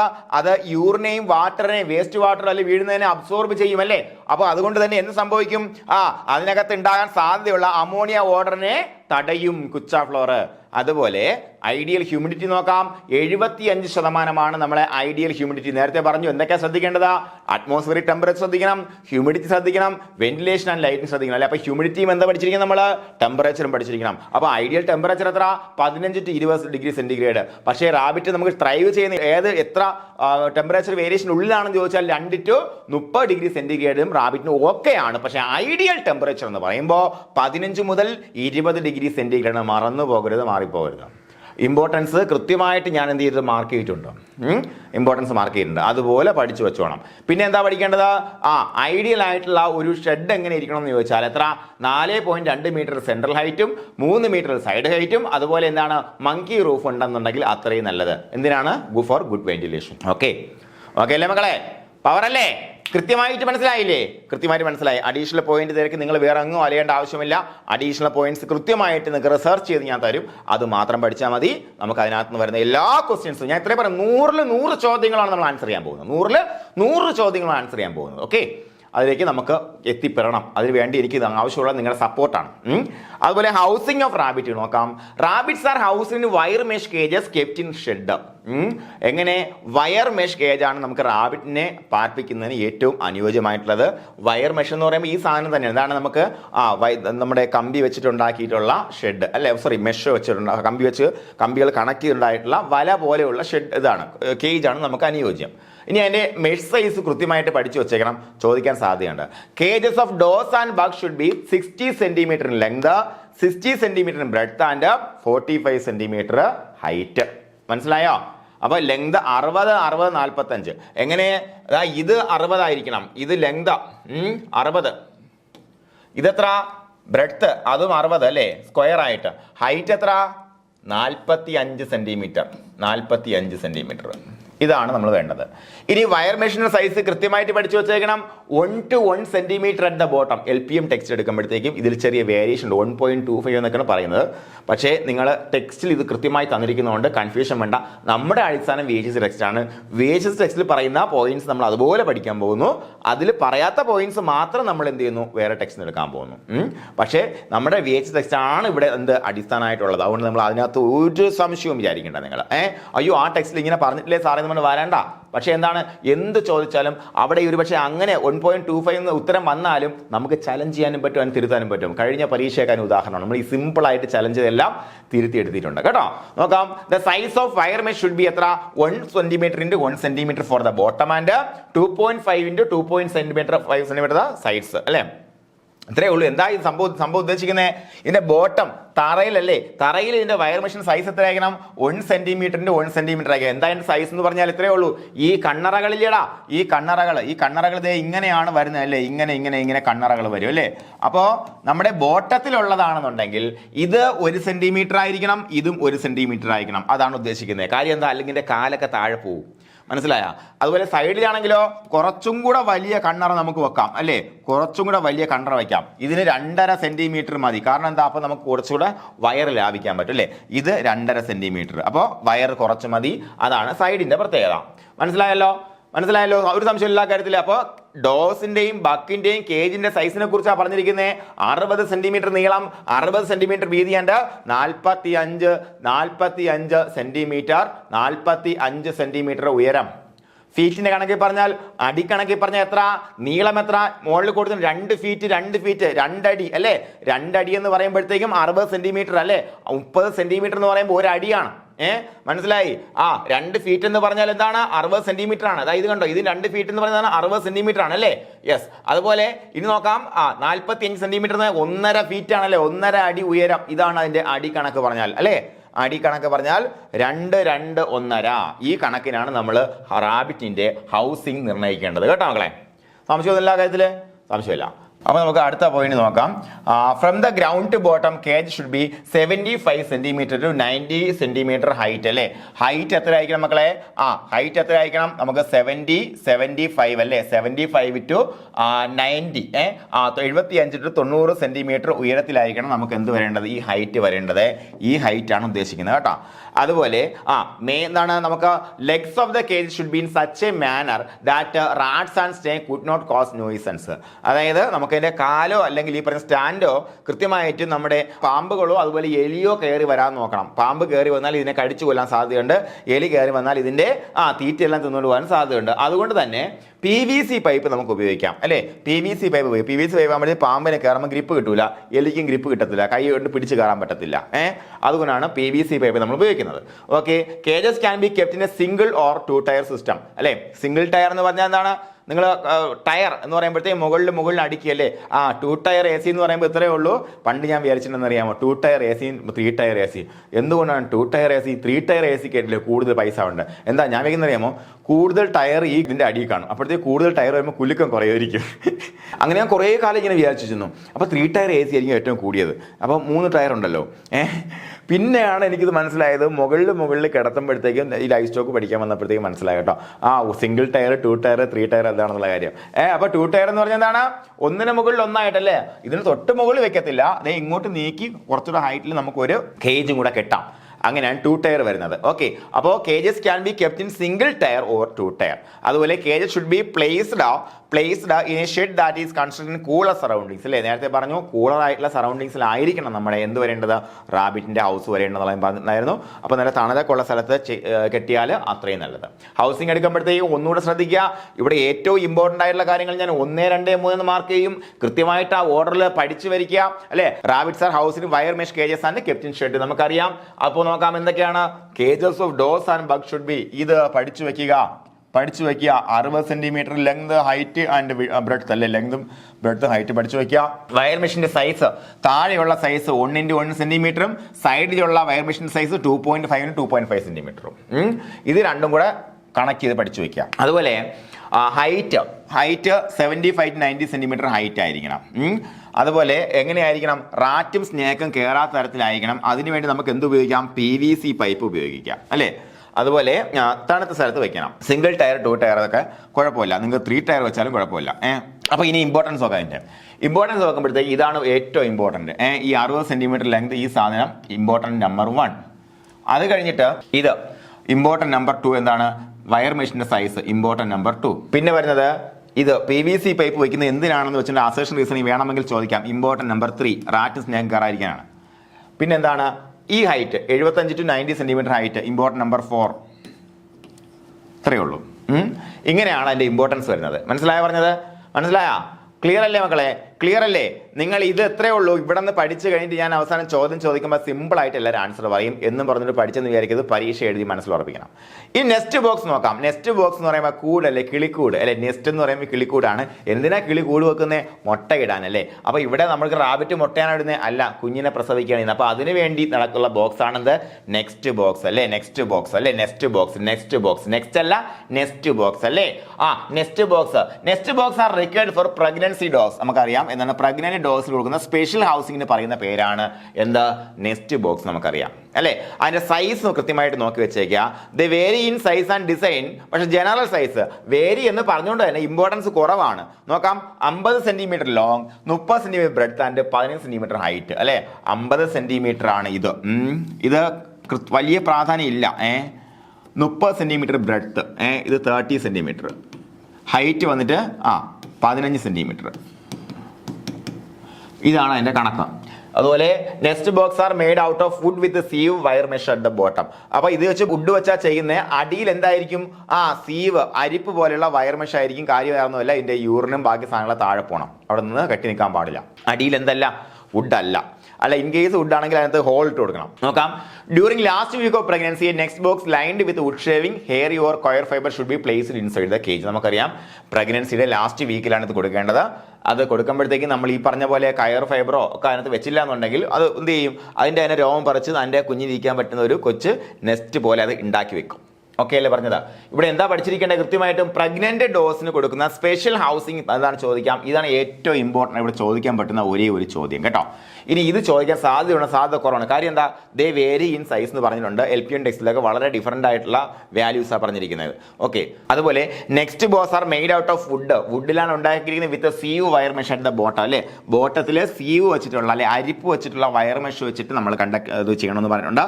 അപ്പോൾ വുഡ് വെച്ചിട്ടാണ് ഉണ്ടാക്കണമെന്നുണ്ടെങ്കിലും ബോട്ടം വയർ മെഷ് വെച്ചായിട്ടായിരിക്കണം. ഇത്രയും കാര്യങ്ങൾ ഒന്ന് ഇമ്പോർട്ടൻറ്റ് നമ്പർ 2 ആയിട്ട് നിങ്ങൾ മാർക്ക് ചെയ്യുക. അതുപോലെ ലാസ്റ്റ് വീക്ക് ഓഫ് പ്രഗ്നൻസിയിലാണ് കൊടുക്കേണ്ടതെന്നൊക്കെ നമുക്കറിയാം, ഇതും ചോദിക്കില്ല കേട്ടോ. ഓക്കെ, അത്രയേ ഉള്ളൂ കാര്യം. ഈ രണ്ട് കാര്യങ്ങൾ നെക്സ്റ്റ് ബോക്സിലും കൃത്യമായിട്ട് മനസ്സിലാക്കി വെച്ചേക്കേണ്ടത്. നിങ്ങളിത് കണ്ട എല്ലാ ഉദ്യോഗാർത്ഥികൾക്കും അറിയാം. നെക്സ്റ്റ് ബോക്സ് എന്ന് പറയുമ്പോൾ റാബിറ്റിന് അതിൻ്റെ ലാസ്റ്റ് വീക്ക് ഓഫ് പ്രഗ്നൻസിയിൽ എസ്പെഷ്യലി പ്രഗ്നന്റ് ഡോസിന് കൊടുക്കുന്ന ഒരു സ്പെഷ്യൽ ടൈപ്പ് ഓഫ് ഹൗസിംഗ് ആണെന്ന് അറിയാം. ഇതാണ് ഇതിനകത്ത് ചോദിക്കാൻ കൊള്ളാവുന്ന ഒരേ ഒരു ചോദ്യം. ഓക്കെ, അത് പഠിച്ചും കഴിഞ്ഞു. നമ്മൾ ഒരു മാർക്ക് നമുക്ക് കിട്ടി അല്ലേ? കിട്ടി. അപ്പൊ നമുക്ക് നോക്കാം, ഫീഡിങ് നോക്കാം. ഇനി ഫീഡിങ്ങിനെ കുറിച്ച് പറയുമ്പോൾ നമുക്ക് ഫസ്റ്റ് ഓഫ് ഓൾ ഫീഡറും വാട്ടറും അല്ലേ നോക്കാം. Feeders are generally made out of aluminium or galvanised iron sheets. ഒന്നുകിൽ അലൂമിനിയോ ഗാൽവനൈസ്ഡ് അയൺ ഷീറ്റ്സ് വെച്ചിട്ടോ പ്ലാസ്റ്റിക് വെച്ച് ഉണ്ടാക്കാൻ കുഴപ്പമൊന്നുമില്ല. അതുകൊണ്ട് ഇന്നത് വെച്ച് മാത്രമേ ഫീഡർ ഉണ്ടാക്കാൻ പാടുള്ളൂ ചോദ്യം നിങ്ങൾക്ക് വരില്ല. കാരണം ഇതൊക്കെ ഏറ്റവും അഡ്വാൻസ്ഡ് ആയിട്ടുള്ള ഫീഡേഴ്സ് ആണ്, പ്ലാസ്റ്റിക് വെച്ച് ഉണ്ടാക്കിയിട്ടുള്ള ഫീഡേഴ്സ് ആണ്. അതുപോലെ feeders may be designed in such a way that they can be attached to the front panel of the cage and can be filled from outside without opening doors or the hutch of cage അല്ലേ. അതായത് നിങ്ങൾക്ക് ഇത് കണ്ടാൽ അറിയാൻ പറ്റും. ഇത് അകത്ത് ഇത് ഇരിപ്പുണ്ടല്ലേ, നമ്മുടെ റാബിറ്റ് ഇരിപ്പുണ്ട്. ഇതിനെ പുറത്തുനിന്ന് ഫില്ല് ചെയ്യാൻ പറ്റുന്ന രീതിയിലാണ് ഇത് വെച്ചിരിക്കുന്നത്. എങ്ങനെയാണ്? ഇത് കഴിച്ച് തീരുന്നതിനനുസരിച്ച് ഇവിടെ നിന്ന് ഫീഡ് ഇങ്ങോട്ട് വീണുകൊണ്ടിരിക്കും.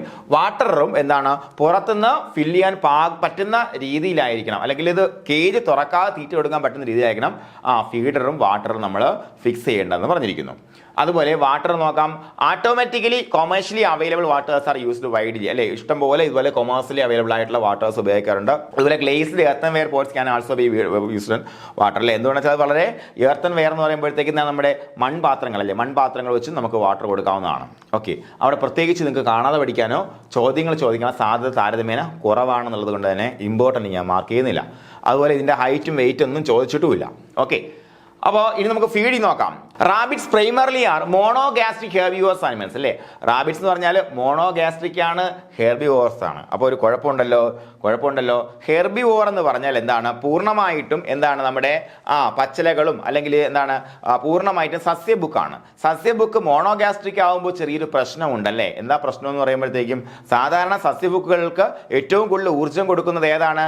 നമ്മുടെ സെല്ലോസ് ആണല്ലേ. പക്ഷേ മോണോഗാസ്ട്രിക് അനിമൽസിന് സെല്ലോസും ദഹിപ്പിക്കാനുള്ള ശേഷി താരതമ്യേന കുറവാണ് താനും. അതുകൊണ്ട് തന്നെ എപ്പോഴും ഹെർബിവോർസ് ആകുമ്പോഴത്തേക്കും മിക്കവാറും അനിമൽസിന് എന്തായിരിക്കും? റൂമിനൻസ് ആയിരിക്കും. അതല്ലാന്നുണ്ടെങ്കിൽ ഈ കാര്യങ്ങളൊക്കെ ചെയ്ത് തീർക്കാൻ പാകത്തിനുള്ളൊരു സിസ്റ്റം അതിന്റെ ശരീരത്തിലുണ്ടായിരിക്കും. നമ്മുടെ റാബിറ്റിന്റെ ശരീരത്തിലും അങ്ങനെ സിസ്റ്റം ഉണ്ട്, അത് നമുക്ക് പഠിക്കാം. ഓക്കെ, അപ്പോൾ റാബിറ്റ്സ് ആർ പ്രൈമർലി എന്താണ്? അവർ മോണോഗാസ്ട്രിക് ഹെർബിവോർസ് അനിമൽസ് ആണ്. അതായത് സിംഗിൾ മോണോഗാസ്ട്രിക് എന്ന് പറയുമ്പോൾ ഒറ്റ അറയുള്ള എന്തുള്ള നമ്മുടെ ആമാശയമുള്ള അനിമലാണ് മോണോഗാസ്ട്രിക് അനിമൽ. നമ്മളെ പോലെ തന്നെ പന്നി ഒരു മോണോഗാസ്ട്രിക് അനിമലാണ് അല്ലേ, പന്നി. ഓക്കെ, അതുപോലെ നമ്മൾ മോണോഗാസ്ട്രിക് ആണ്, ക്യാറ്റ് മോണോഗാസ്ട്രിക് ആണ്, അതുപോലെ ഡോഗ് മോണോഗാസ്ട്രിക് ആണ്. പിന്നെ നമ്മുടെ കാർണിവോഴ്സ് എല്ലാം മോണോഗാസ്ട്രിക് അനിമൽസ് ആണ്. അതേപോലെ നോക്കാം, റാബിറ്റ്സ് ആർ പ്രൈമർലി എങ്ങനെയാണ്? മോണോഗാസ്ട്രിക് ഹെർബിവോർസ് അനിമൽസ് ആണ്. They consume common type of grains ഒക്കെയാണ് സാധാരണ കഴിക്കുന്നത്. വീറ്റ് കഴിക്കും, യെല്ലോ മേസ്, ജോവർ എക്സെട്ര അതെല്ലാം കഴിക്കും. പൾസസ് കഴിക്കും, ബംഗാൾ ഗ്രാം, ഹോഴ്സ് ഗ്രാം അതെല്ലാം കഴിക്കും. അതുപോലെ ലെഗ്യൂംസും അതുപോലെ ഗ്രാസ് ഓർ ഹേ ഇതെല്ലാം കഴിക്കും. ഓക്കെ, നോക്കാം. അതുപോലെ ശ്രദ്ധിക്കൂ, റാബിറ്റ്സിനെ കോൺസെൻട്രേറ്റ് കൊടുത്ത് മാത്രം വളർത്താം. പക്ഷേ അറ്റ് ദ സെയിം ടൈം നമ്മൾ എന്ത് ചെയ്യണം? ഡൈജസ്റ്റീവ് സിസ്റ്റം കൃത്യമായിട്ട് വർക്ക് ചെയ്യണമെന്നുണ്ടെങ്കിൽ ഗ്രീൻസും നിർബന്ധമായിട്ടും കൊടുത്തിരിക്കണം. ഇത്രയും മനസ്സിലാക്കി വെച്ചേക്കുക. ഇവിടെ ചോദിക്കാൻ കൊള്ളാവുന്ന ചോദ്യങ്ങൾ അതാണ്. റാബിറ്റ്സ് ആർ വിച്ച് അല്ലെ എങ്ങനത്തെ അനിമലാണ്? മോണോഗാസ്ട്രിക് ആണ്, ഹെർബിവോറസ് ആണ് അല്ലേ. മോണോഗാസ്ട്രിക് ഹെർബിവോറസ് ആണ് അല്ലേ. എന്താണ്? റൂമിനൻസ് ആണെന്ന് എഴുതാം, റൂമിനന്റ് ഹെർബിവോറസ് ആണെന്ന് എഴുതാം, മോണോഗാസ്ട്രിക് കാർണിവോറസ് എന്ന് എഴുതാം, അല്ലെങ്കിൽ മിശ്രബുക്കുകൾ എന്ന് എഴുതാം അല്ലെ. അങ്ങനെ എല്ലാ ഓപ്ഷൻസ് വരാം. അപ്പോൾ എന്നാൽ rabbits are primarily monogastric herbivorous animals. അത് ഇന്ന സാധനങ്ങൾ കഴിക്കാറുണ്ടെന്ന് പറഞ്ഞിരിക്കുന്നു. അതുപോലെ ശ്രദ്ധിക്കൂ, റാബിറ്റ്സിന് നമുക്ക് കോൺസെൻട്രേറ്റ് വെച്ചും വളർത്താം, കോൺസെൻട്രേറ്റ് കൊടുത്തും വളർത്താം. പക്ഷേ അറ്റ് ദ സെയിം ടൈം നമ്മൾ എന്ത് ചെയ്യണം? ഗ്രീൻ ഗ്രാസ് കൃത്യമായിട്ട് കൊടുത്തിരിക്കണം. എന്തിനാണ്? ഡൈജസ്റ്റീവ് സിസ്റ്റം കൃത്യമായിട്ട് വർക്ക് ചെയ്യാൻ. അല്ലാന്നുണ്ടെങ്കിൽ ഡൈജസ്റ്റീവ് സിസ്റ്റത്തിന് ചെറിയ കുഴപ്പങ്ങളൊക്കെ വരും. പറഞ്ഞുതരാം. An ideal rabbit feed should contain 12 to 18% crude protein, 7% minerals, 14% fiber and 2700 kilocalorie per kilogram of metabolic energy അല്ലെങ്കിൽ മെറ്റബോളൈസബിൾ എനർജി. ശ്രദ്ധിക്കുക. ഐഡിയൽ റാബിറ്റ് ഫീഡ് എങ്ങനെയായിരിക്കണമെന്ന് ചോദിച്ചിരിക്കുന്നു. കൃത്യമായിട്ട് നിങ്ങൾ എഴുതേണ്ടുന്ന ചോദ്യത്തിന്റെ ഉത്തരമാണ്. ഇവിടെ ഇമ്പോർട്ടൻസ് നമ്പർ 1 ഇതിന് തന്നെയാണെങ്കിൽ കൂടിയും ഏകദേശം സെയിം ഇമ്പോർട്ടൻസ് ആണ് ഇതിനുമുള്ളത്. ഇതും ഇമ്പോർട്ടൻറ്റ് നമ്പർ 1 ആയിട്ട് നമുക്ക് എഴുതാം. ഇമ്പോർട്ടൻറ്റ് നമ്പർ 1 ആയിട്ട് എഴുതാം. ഐഡിയൽ റാബിറ്റ് ഫീഡ് എങ്ങനെയായിരിക്കണം എന്ന് മനസ്സിലാക്കുക. An ideal rabbit feed should contain 12 to 18% crude protein, 7% minerals and 14% fiber and 2700 kilocalorie per kilogram of metabolic energy അല്ലേ. മെറ്റബോളിക് എനർജി എത്ര വേണമെന്ന് വെച്ചാൽ 2700 കിലോ കാലറി പെർ കിലോഗ്രാം വേണം. ഇതങ്ങനെ ചോദിക്കുമോ എന്ന് ചോദിച്ചാൽ അതിന് ചെറിയ പ്രശ്നമുണ്ട്. കാരണം നമ്മുടെ LPM ടെക്സ്റ്റ് ബുക്കിൽ തന്നിരിക്കുന്ന വാല്യൂസ് ചെറിയ വേരിയേഷൻ ഉണ്ട്. എന്നാൽ നമ്മുടെ ടെക്സ്റ്റിൽ ഇത് പറഞ്ഞത് കൊണ്ട് തന്നെ പഠിച്ചിരിക്കണം. ഇമ്പോർട്ടൻറ്റ് നമ്പർ 1 ആയിട്ട് തന്നെ പഠിച്ചിരിക്കണം. An ideal rabbit feed should contain 12 to 18% crude protein എന്ന് പറയുമ്പോൾ ശ്രദ്ധിക്കൂ, real DCP digestible crude protein അല്ല, അല്ലെങ്കിൽ എന്താണ് ഡൈജസ്റ്റബിൾ പ്രോട്ടീൻ അല്ല, DP അല്ല, ക്രൂഡ് പ്രോട്ടീൻ എന്ന് പറയുമ്പോഴത്തേക്ക് ഏതൊരു ഫീഡിലും എത്ര ശതമാനം നൈട്രജൻ ഉണ്ടോ ആ നൈട്രജനെ അടിസ്ഥാനപ്പെടുത്തിയിട്ടാണ് നമ്മൾ ക്രൂഡ് പ്രോട്ടീൻ. പ്രോട്ടീൻ്റെ ഒരു അവിഭാജ്യ ഘടകമാണ് നൈട്രജൻ എന്ന് പറയുമ്പോൾ. നൈട്രജൻ എത്രയുണ്ടെന്ന് കണ്ടെത്തിയാൽ നമുക്ക് അതിനകത്തുള്ള ക്രൂഡ് പ്രോട്ടീൻ അല്ലെങ്കിൽ പ്രോട്ടീൻ എത്രത്തോളം ഉണ്ടെന്ന് അനുമാനിക്കാം. അതാണ് ക്രൂഡ് പ്രോട്ടീൻ. മറന്നു പോകരുത്. ക്രൂഡ് പ്രോട്ടീൻ എത്ര? 12 to 18% ക്രൂഡ് പ്രോട്ടീൻ അല്ലെ, 7% മിനറൽസ്, 14% ഫൈബർ. മറന്നുപോലും 14% ഫൈബർ നിർബന്ധമായിട്ടും വേണം. ഇല്ലാന്നുണ്ടെങ്കിൽ അതിന് എന്ത് വരാൻ സാധ്യതയുണ്ട്? ചില പ്രശ്നങ്ങൾ വരാൻ സാധ്യതയുണ്ട്. പറഞ്ഞുതരാം. ഓക്കെ, അപ്പൊ എന്തൊക്കെയാണ് വേണ്ട? ഐഡിയൽ റാബിറ്റ് ഫീഡ് എന്ന് പറയുമ്പോൾ എത്രയാണ് മക്കളെ? 12 to 18% ക്രൂഡ് പ്രോട്ടീൻ വേണം, 7% മിനറൽ വേണം, 14% ഫൈബർ വേണം, 2700 കിലോ കാലറി എത്ര ഊർജവും നമുക്ക് 1 കിലോഗ്രാമിന് മുകളിൽ കിട്ടണം. ഓക്കെ അല്ലേ? ഓക്കെ, അതുപോലെ എന്താണ്? Rabbit should B fed with either compounded മാഷ് മിക്സർ ഓർ പെല്ലറ്റ് ഫീഡ്. മാഷ് വേണമെങ്കിൽ കൊടുക്കാം, പൊടിച്ച സാധനം കൊടുക്കാം, പെല്ലറ്റും കൊടുക്കാം. പെല്ലറ്റ് കൊടുക്കുകയാണെന്നുണ്ടെങ്കിൽ ഏകദേശം 3 മില്ലിമീറ്റർ സൈസിലുള്ള പെല്ലറ്റാണ് കൊടുക്കേണ്ടതെന്നുള്ളത് മനസ്സിലാക്കാം. ഓക്കെ, 3 മില്ലിമീറ്റർ സൈസുള്ള കുഞ്ഞ് പെല്ലറ്റാണ് നമ്മൾ റാബിറ്റ്സിന് കൊടുക്കേണ്ടത്. Pelleted feed reduces wastage and prevents respiratory troubles caused by dust from the conventional concentrate rations. Pellet കൊടുക്കുമ്പോൾ അഡ്വാൻറ്റേജ് എന്ന് പറയുമ്പോൾ അത് എവിടെ കൊടുത്താലും അതിൻ്റെ അഡ്വാൻറ്റേജ് ഏറ്റവും പ്രധാനം എന്താണ്? സെലക്റ്റീവ് സെലക്റ്റീവ് ഫീഡിങ് ഒഴിവാക്കാൻ പറ്റും. ഇപ്പോൾ നമ്മൾ മാഷ് ചെയ്ത ഫീഡ്, പൊടിച്ച ഫീഡാണ് കൊടുക്കണമെന്നുണ്ടെങ്കിൽ അതിനകത്തുള്ള മെയ്സ് അവന് ഇഷ്ടമാണെങ്കിൽ മെയ്സ് മാത്രം പറക്കി തിന്നിട്ട് ബാക്കിയുള്ളത് കളയും അല്ലേ. അങ്ങനെ നമുക്ക് മാഷ് ഫീഡ് കൊടുക്കുന്ന കോഴികളിൽ ഈ പ്രശ്നമുണ്ട്. അപ്പോൾ സെലക്റ്റീവ് ഫീഡിങ് ഒഴിവാക്കാൻ പറ്റും. ഒന്ന്.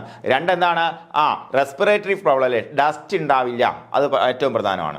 അപ്പോൾ എന്തൊക്കെയാണ്, ഫുഡ് വേസ്റ്റേജ് കുറയ്ക്കാൻ പറ്റും, സെലക്റ്റീവ് ഫീഡിങ് ഒഴിവാക്കാൻ പറ്റും, അതുപോലെ റെസ്പിറേറ്ററി ട്രബിൾസ് ഒഴിവാക്കാൻ പറ്റും. ഇത്രയും കാര്യങ്ങൾ പെല്ലറ്റഡ് ഫീഡ് റാബിറ്റിനല്ല ഏത് അനിമലിന് കൊടുക്കുമ്പോഴുള്ള അഡ്വാൻറ്റേജ് എന്തൊക്കെയാണ്, റെസ്പിറേറ്ററി പ്രോബ്ലം ഒഴിവാക്കാൻ പറ്റും, അതുപോലെ ഫുഡ് വേസ്റ്റേജ് ഒഴിവാക്കാൻ പറ്റും, സെലക്റ്റീവ് ഫീഡിങ് ഒഴിവാക്കാൻ പറ്റും. ഇതാണ് പെല്ലറ്റ് കൊടുക്കുന്നതിൻ്റെ അഡ്വാൻറ്റേജ്. ഓക്കെ അല്ലേ പറഞ്ഞത്? ഓക്കെ. അപ്പോൾ ഇത് നമുക്ക് എല്ലായിടത്തും വരുന്ന കാര്യമാണ്, ഒന്ന് പഠിച്ചു വെച്ചേക്കണം കേട്ടോ. ഓക്കെ, എല്ലായിടത്തും വരുന്ന കാര്യം ഒന്ന് പഠിച്ചു വെച്ചേക്കാം. അപ്പോൾ വളരെ ഇമ്പോർട്ടൻ്റ്, ഏറ്റവും ഈക്വൽ ഇമ്പോർട്ടൻസ് ഉള്ള 2 കാര്യങ്ങൾ നമ്മൾ മനസ്സിലാക്കി. ഇനി ഈ കാര്യങ്ങളൊക്കെ ഇമ്പോർട്ടൻസ് ആണ്. ഓക്കെ, ഇനി ഫീഡിങ് നോക്കാം. For 1 kilogram body weight of rabbit, feed them about 40 grams of concentrated food and 40 grams of green food. പച്ച ആഹാരം എത്ര, 40 ഗ്രാമും 40 ഗ്രാം കോൺസെൻട്രേറ്റും കൊടുക്കാം. എങ്ങനെ, 1 കിലോഗ്രാം വെയിറ്റ് ഉള്ള റാബിറ്റിന് അല്ലേ. അതുപോലെ provide them with fresh and clean water ad libitum. എത്രത്തോളം കുടിക്കാൻ കൊടുക്കാൻ പറ്റുമോ അത്രത്തോളം വെള്ളം കുടിക്കാൻ കൊടുത്തിരിക്കണം. ഒരു സംശയം ആ കാര്യത്തിൽ വേണ്ട, കൊടുത്തേ പറ്റത്തുള്ളൂ. അതുപോലെ during lactation the dog should continue to receive feed at libitum. Lactation സമയത്ത്, പാല് കൊടുക്കുന്ന സമയത്ത് ഡോയ്ക്ക് എന്ത് ചെയ്യണം, ഇഷ്ടംമാതിരി അതിന് എത്രത്തോളം കഴിക്കാൻ പറ്റുമോ അത്രത്തോളം ഫീഡ് കൊടുത്തിരിക്കണം. അതുപോലെ ദേ drink approximately 10 ml per 100 gram body weight per day and up to 90 ml per 100 gram body weight if lactating അല്ലെ. ലാക്ടേറ്റിംഗ് അനിമൽസ് ഏകദേശം എങ്ങനെ 100 ഗ്രാം ബോഡി വെയിറ്റിന് 90 ml വെള്ളം എന്ന രീതിയിൽ കുടിക്കും.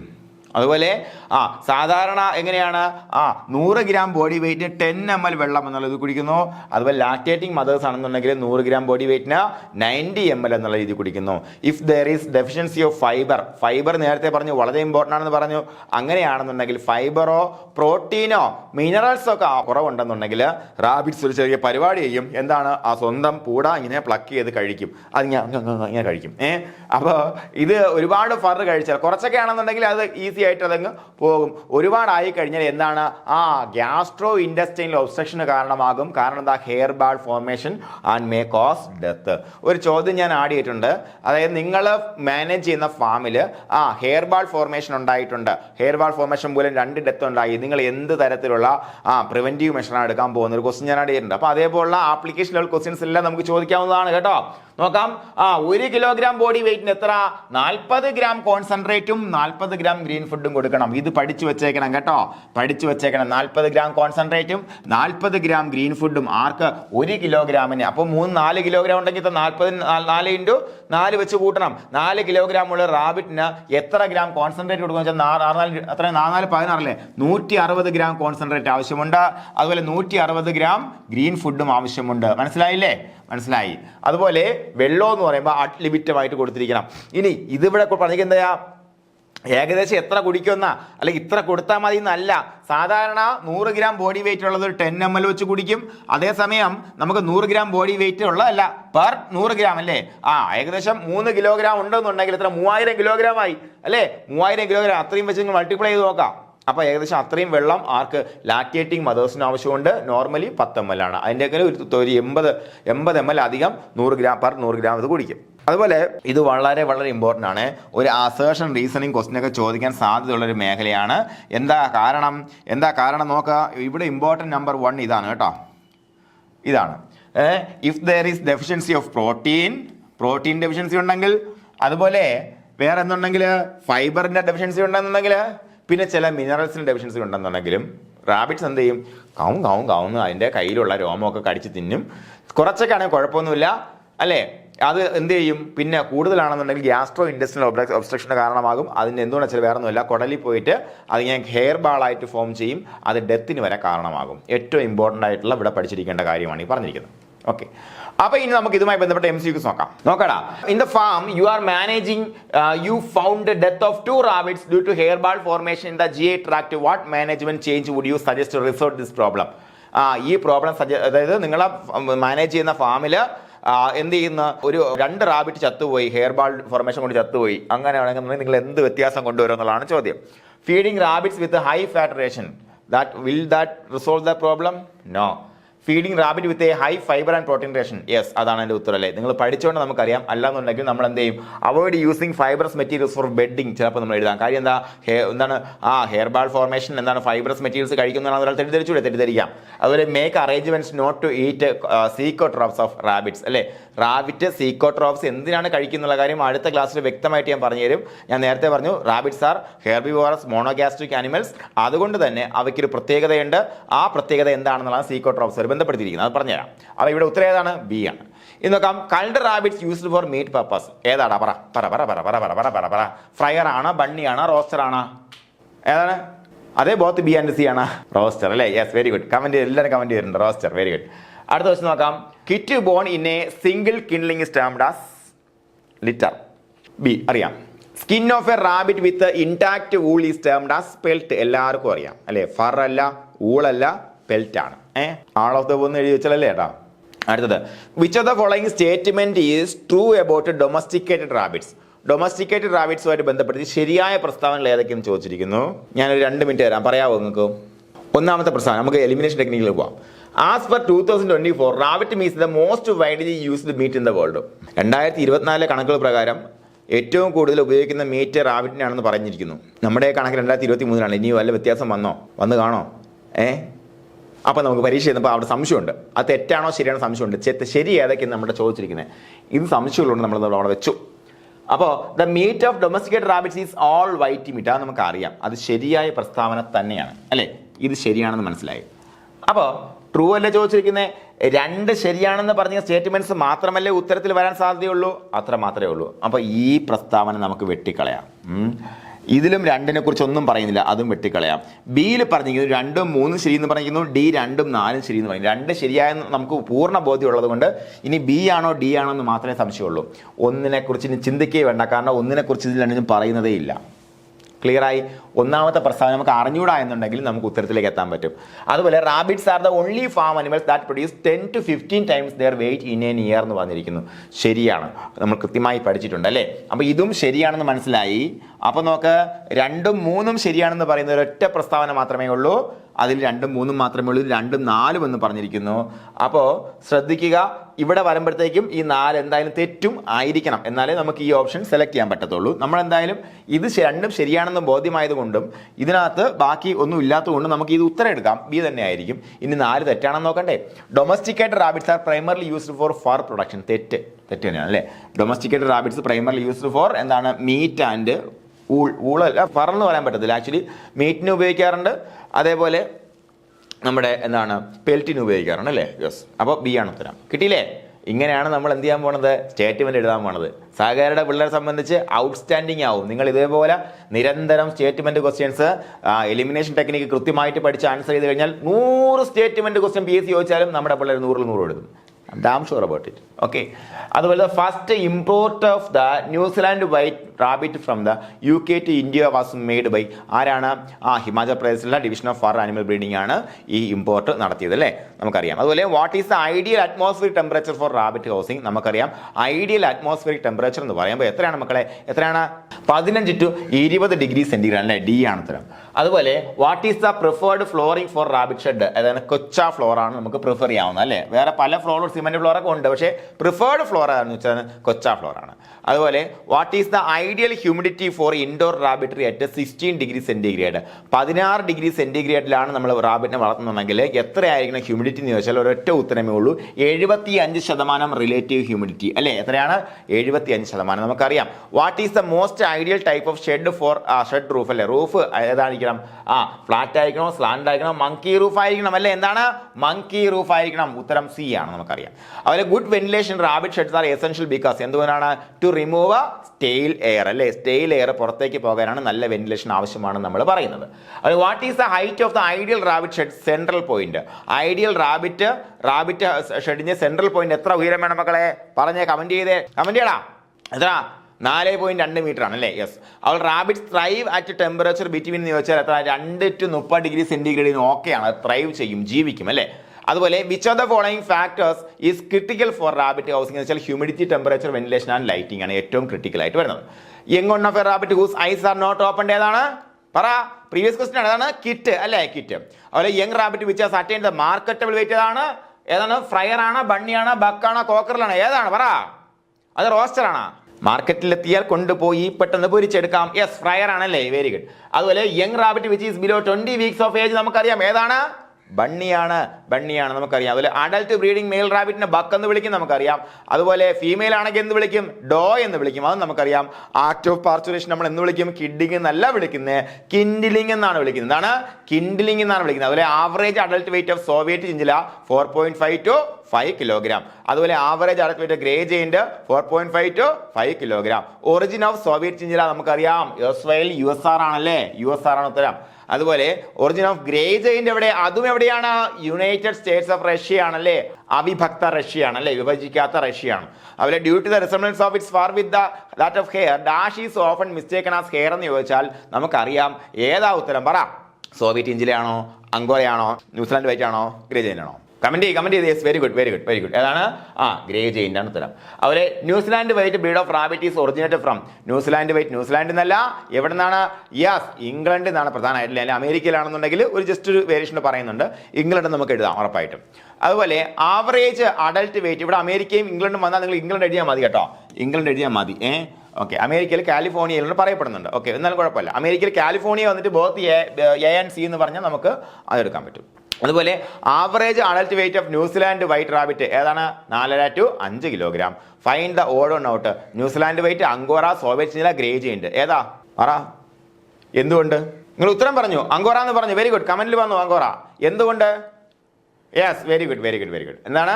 അങ്കോറ ആണ് അതിനകത്ത് വരുന്ന ഏക ഫർ അനിമൽ അല്ലേ, ഫറിന് വേണ്ടി വളർത്തപ്പെടുന്ന ഏക. ബാക്കിയെല്ലാം മീറ്റിന് വേണ്ടിയിട്ടും നമ്മൾ പെൽറ്റിന് വേണ്ടിയാണ് വളർത്തുന്നത്. The cage dimensions for rabbit ഏതൊക്കെയാണ്? റാബിറ്റിന്റെ കേജ് ഡൈമെൻഷൻ എത്രയാണ്? 40 length, breadth 60 length, 60 breadth, 45 height. എത്രയാണ്? 60 ലെങ്ത്, 60 ബ്രെഡ്ത്ത് ആണ്, 45 സെന്റിമീറ്റർ ഹൈറ്റ്. സി ആണ് ഉത്തരമായിട്ട് വരുന്നത്. അതുപോലെ ബക്കിനും എന്താണ്? 60 ലെങ്ത്, 60 ബ്രെഡ്ത്ത്, 40 സെന്റിമീറ്റർ ഹൈറ്റ്. അതുപോലെ വയർ മെഷ് സൈസ് എങ്ങനെ ആയിരിക്കണം? 1 സെന്റിമീറ്റർ ഫോർ സൈഡ്സ് അല്ല, 1 ഇഞ്ച് ബോട്ടം ആണ്, 2.5 to 2.7 സൈഡ്. ബി ആണ് ഉത്തരം. അതുപോലെ rabbit cage should be dash high from ground to the bottom. എത്രയായിരിക്കണം? 75 to 90 സെന്റിമീറ്റർ ഹൈറ്റ് ഉണ്ടായിരിക്കും അല്ലേ. അതുപോലെ special structure provide for rabbit doe which is near kindling അടുത്ത് വരുന്ന റാബിറ്റിന് കൊടുക്കുന്ന സാധനം ഏതാണ്? നെസ്റ്റ് ബോക്സ് ആണല്ലേ, നമുക്കറിയാം. അതുപോലെ in general the size of the nest box എങ്ങനെയായിരിക്കണം? ഏകദേശം 30 സെന്റിമീറ്റർ ലോങ് അല്ല, 50 സെന്റിമീറ്റർ ലോങ്. അതുപോലെ 30 centimetre breadth and 15 centimetre height. C ആണ് ഉത്തരം. റാബിറ്റ്സ് ആർ മോണോഗാസ്ട്രിക് അനിമൽ നമുക്കറിയാം. അതുപോലെ an ideal rabbit feed should contain dash CP. Crude protein 12 to 18% വരണം അല്ലേ. അതുപോലെ ideal rabbit food should contain dash percentage of minerals, 7% minerals ഉണ്ടായിരിക്കണം.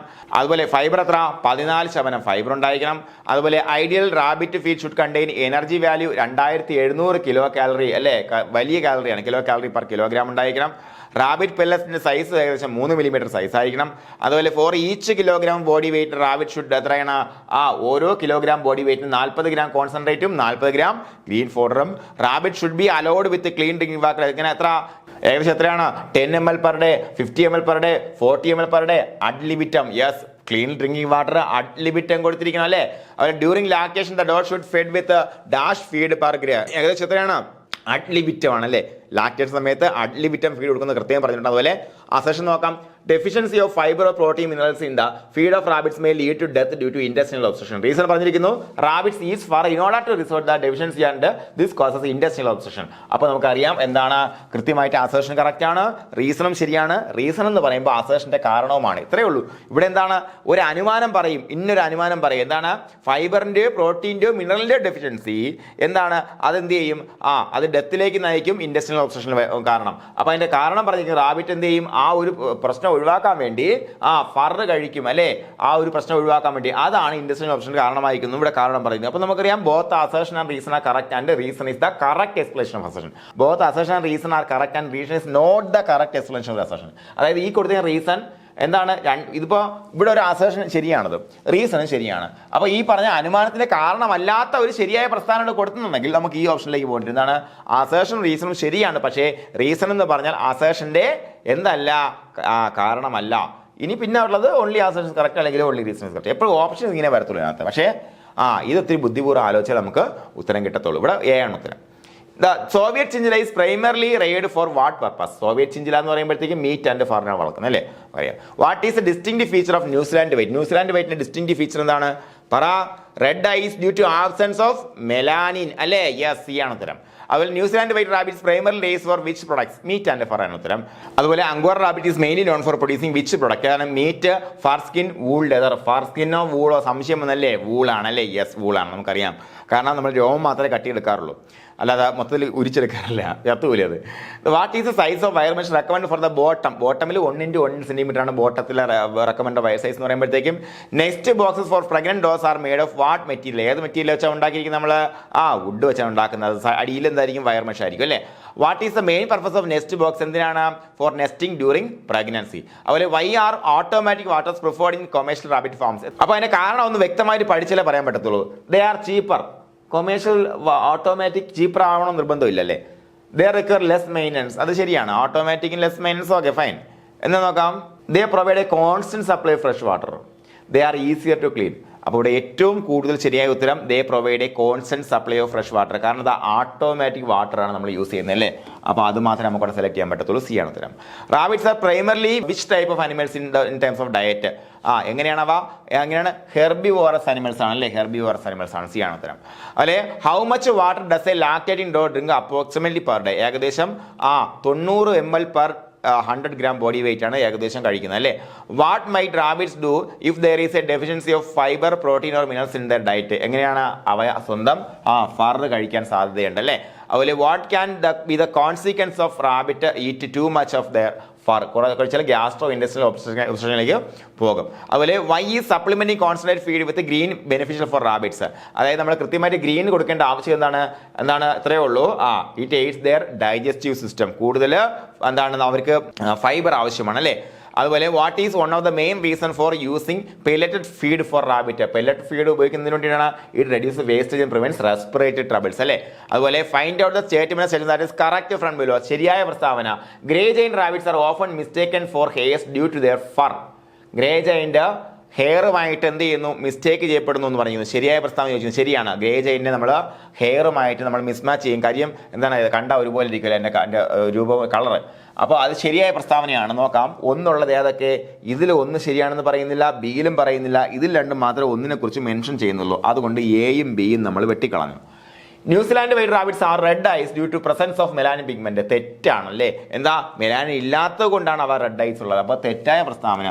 ഈ രണ്ട് ശരിയാണെന്ന് ഏതെങ്കിലും ഓപ്ഷനിൽ പറഞ്ഞാൽ അവൻ്റെ തലമണ്ടയ്ക്ക് അടിച്ചു പൊട്ടിക്കണം. ഈ സി എന്ന് പറയുന്ന ഓപ്ഷൻ പറയുന്നു 1ഉം 2ഉം ശരിയാണെന്ന്. 1 ശരിയാണെന്ന് നമുക്ക് മനസ്സിലായി, പക്ഷേ 2 തെറ്റാണെന്ന് നമുക്ക് മനസ്സിലായതുകൊണ്ട് സിയുടെ തലമണ്ട നമ്മൾ അടിച്ചു പൊട്ടിക്കുന്നു. ഡി ആയിരിക്കും ഉത്തരം. ബാക്കി 2 സ്റ്റേറ്റ്മെന്റ് അറിഞ്ഞുകൂടെങ്കിൽ നമുക്ക് ഉത്തരത്തിലേക്ക് എത്താൻ പറ്റി അല്ലേ?